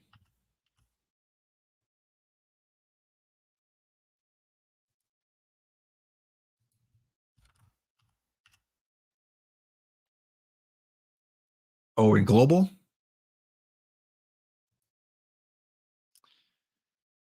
Pitch count. What do you like for relievers there, Andy? 30 or 25?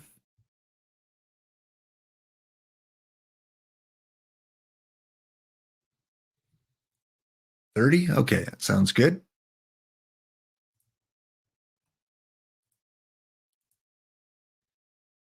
Hitter wise, let's see if we're missing anyone. Okay, catcher, do we go with Boshi or O'Brien? Boshi, help me with the platoons here. Boshi and O'Brien. Boshi both ways, or do we throw O'Brien in against the righties?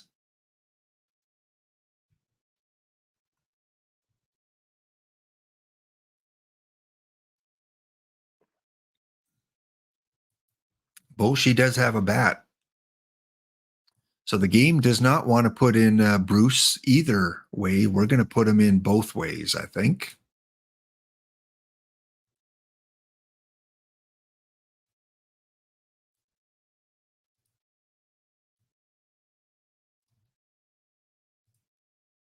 All right, first baseman, we got Dale Murphy, and we both drafted both of them in the same round. Dale Murphy and Eric Hosmer.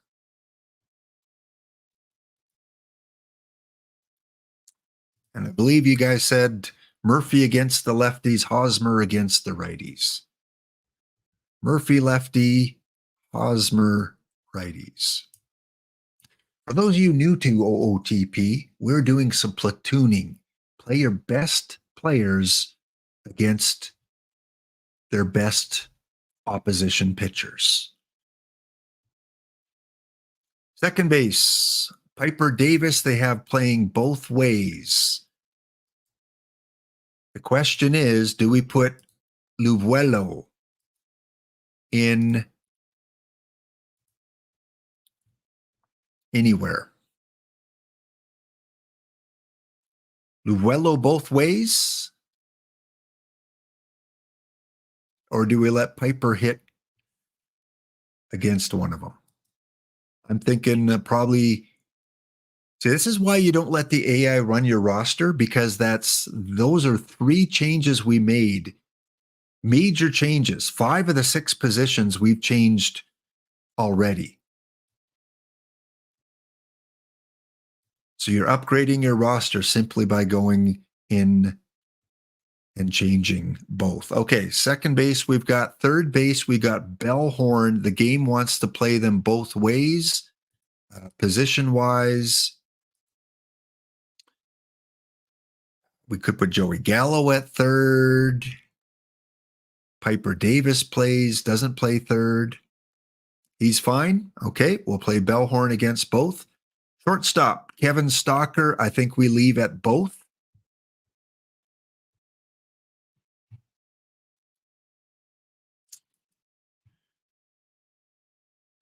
And then in the outfield, we got Joey Gallo both ways left field.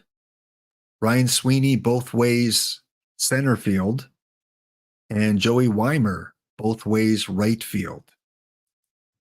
So on the bench, we've got Edmonds, Comer, and Powell.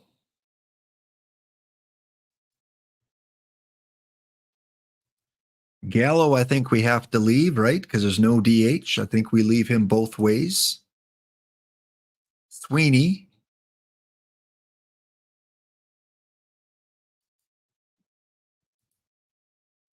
So Weimer might be the only one.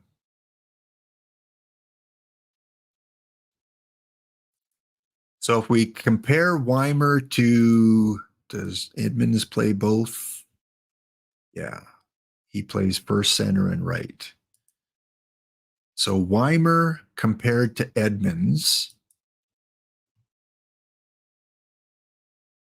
So we're talking about right field. Do we throw Edmonds in against the righties?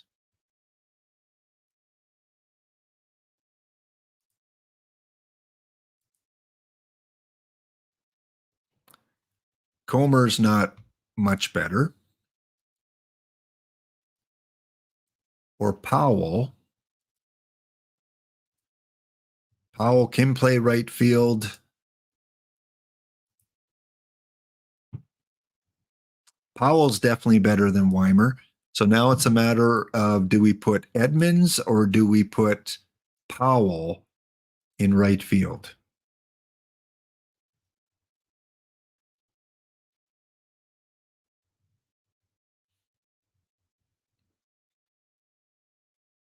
Depends what you value here. Edmonds is good at some. Powell's good at some. Defense. I think we go Powell. So now we just have to compare Powell with Weimer.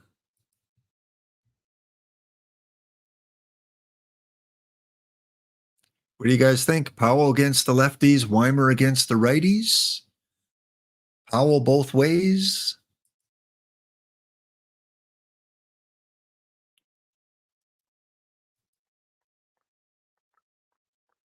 Edmonds versus right, Powell versus left? Check that out one more time.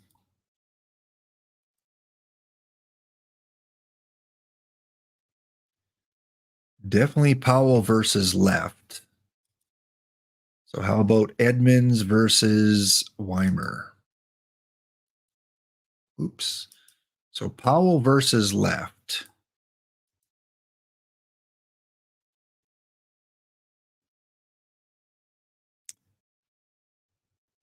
Yep, I think you're right there, D Block. Powell versus left, and Edmonds versus right. So there's a classics example, chat. If you're new to the game, we made wholesale changes based on what the AI suggested. So if you just draft your team and don't make any changes, you're not always getting your best lineup. And then you want to go in and fill in the depth chart. I always like to put it on if starter tired. I never understood why you would put it to never, but still have them in that position. Someone has to educate me on that. Why would you still leave them in a slot and put never?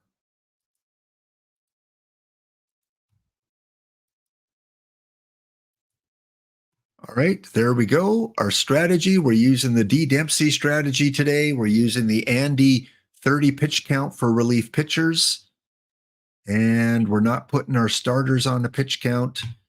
But one thing we are going to do is we're going to put our starters on an aggressive tiredness hook. Spec Trowbridge and Burn. Now I'm really looking forward to see how this plays out. So there you go. There is the laptop chat drafted team today. Not very comfortable in my pitchers, I'm going to be honest. Pitching choices. We didn't get a lot of great pitching choices. They're okay.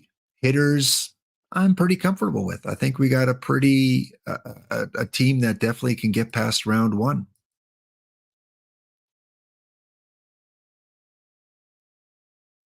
So we could back it up, but not start a game.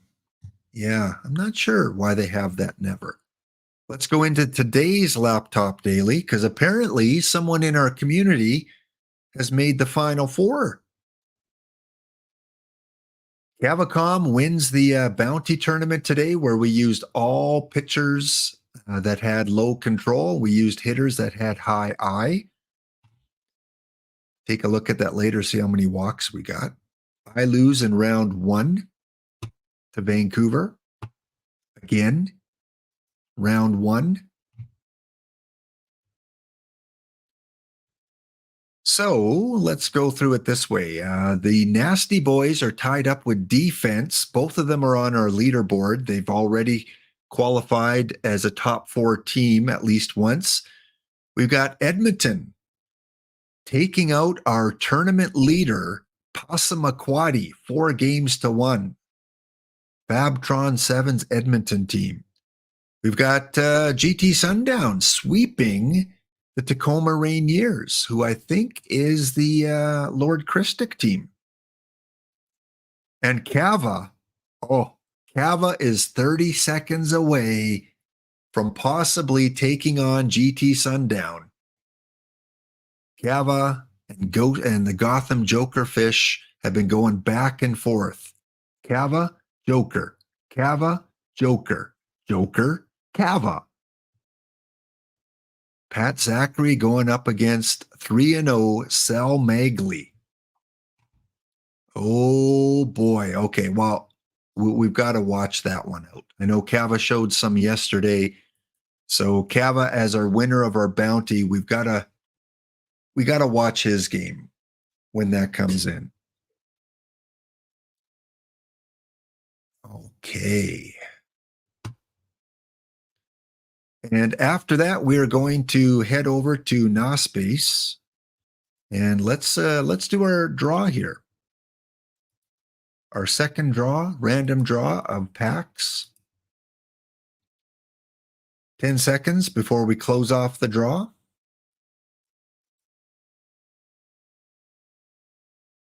First winner was the Real Teddy O. And giveaway is closed. All right, 30 entries.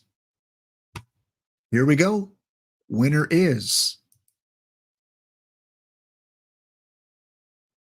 Indies Whips.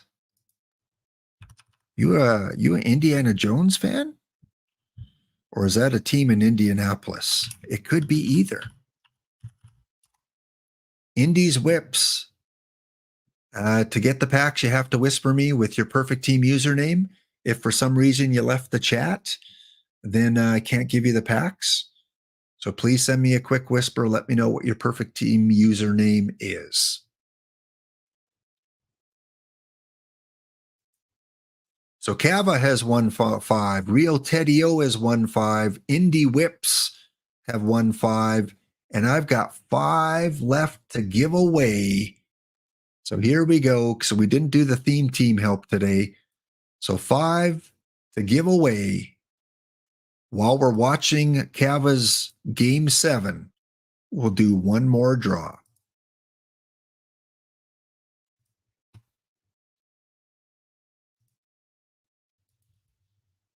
Last chance to win 5 packs here. Exclamation enter, exclamation ticket.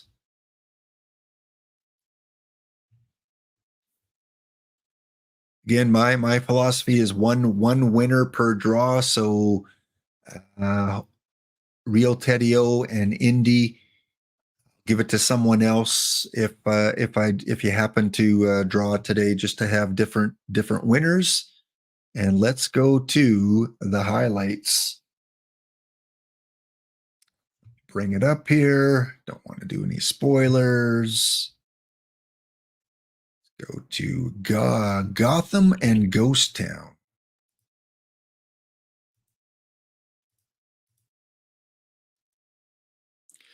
Well, this is different. Usually Cava calls his own stream. Let's go and pick the right one here. There we go. All right, Jokerfish, Cavacom. Winner goes to the Final Four. And I don't think Cava's ever been in the Final Four in the Laptop Daily. And I have to tell you, look at those almost Pacific Northwest colored uniforms.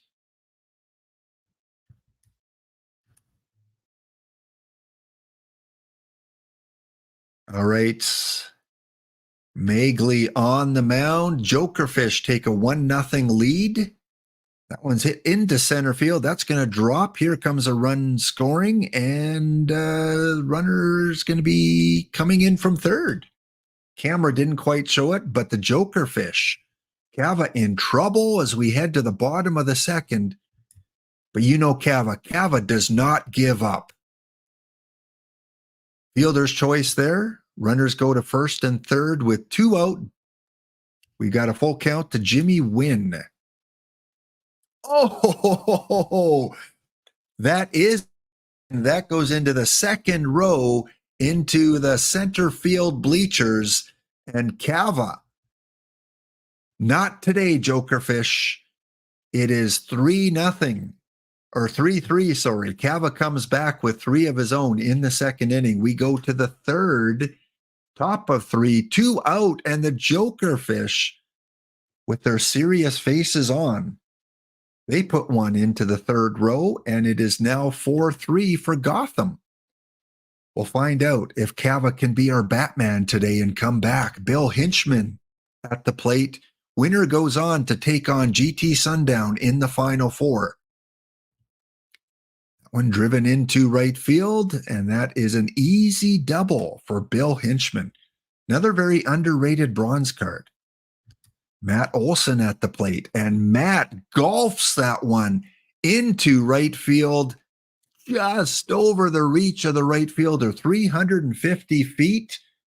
And the Ghost Town Ghost Ships score 2, and it is 5-4 for Cava. And he still gets to bat. Jimmy Wynn, who cranked one back in the second inning, back at the plate this time. Oh, it gets by the third baseman.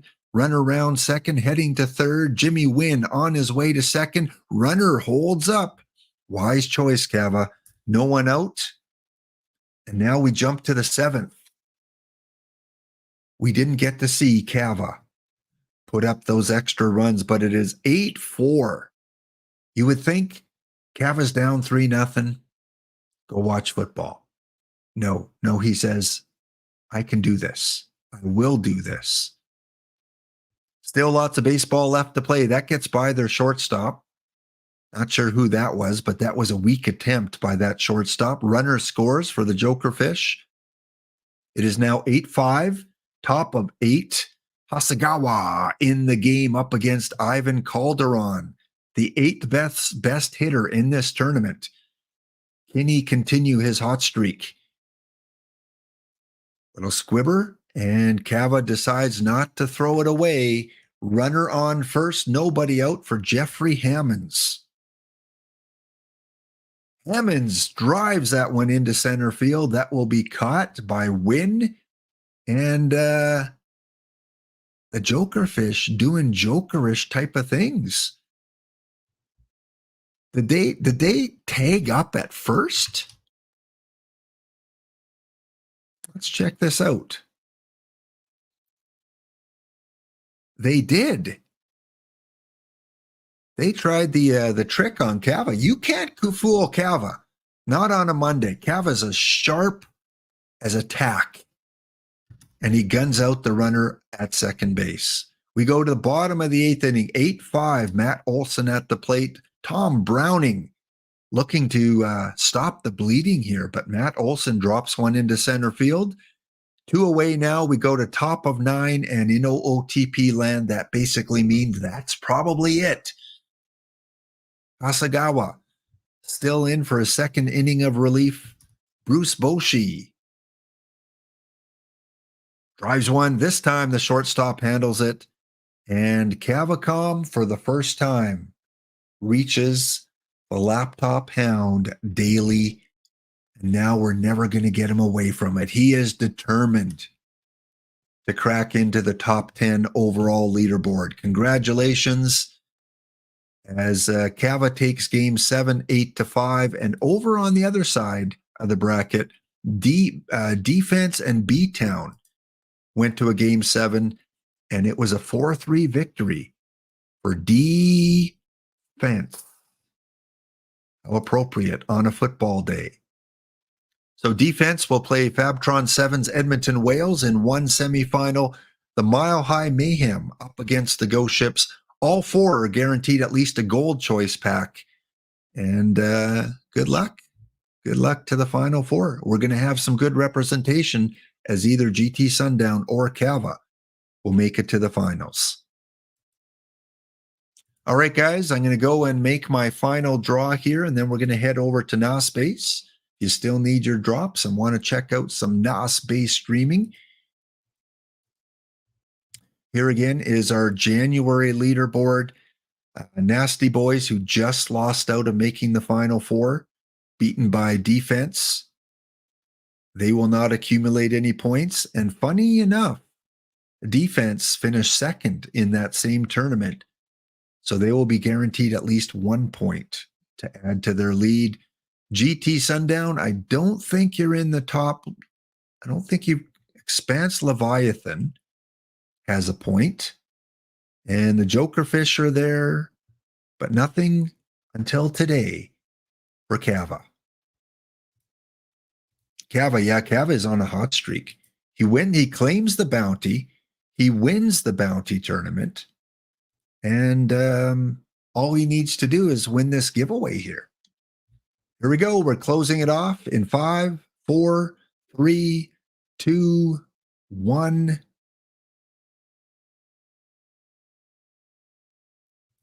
Closed. Lud. Have you ever won packs on my stream? I guess the Gabagoo Luigi hacker has worn off, because I thought he always prevented you from winning with some sort of hack, but you have won. So Lud, please send me a whisper with the PT username that you want those packs to go to. So again, congratulations to all our giveaway winners today.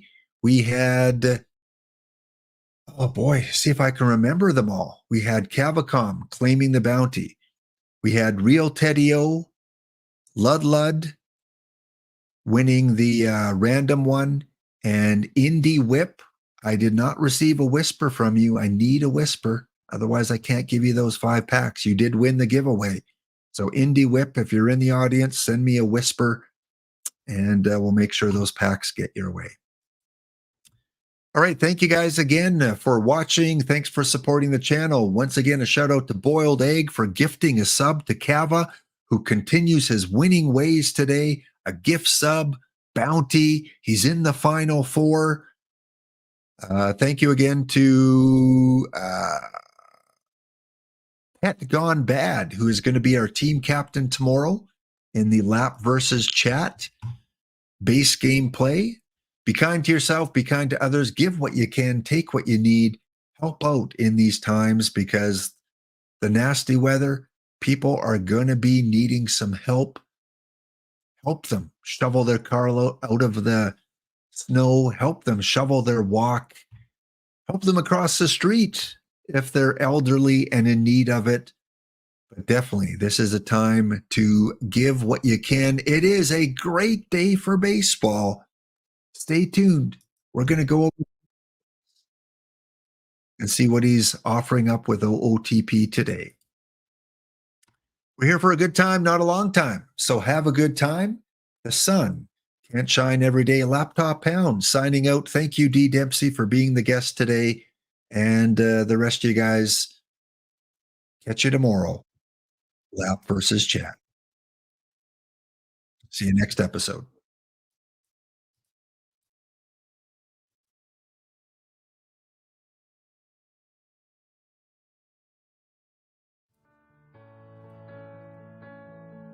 A very good friend of mine told me something the other day.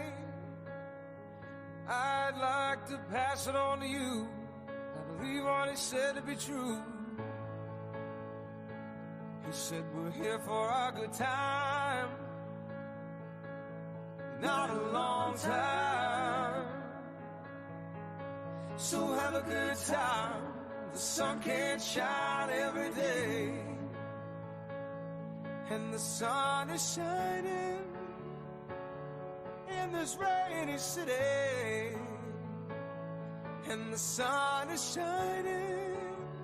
Oh, well, isn't it a pity?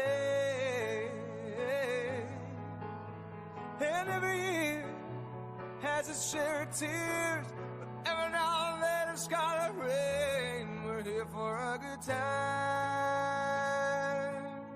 not a long time. So have a good time. The sun can't shine every day,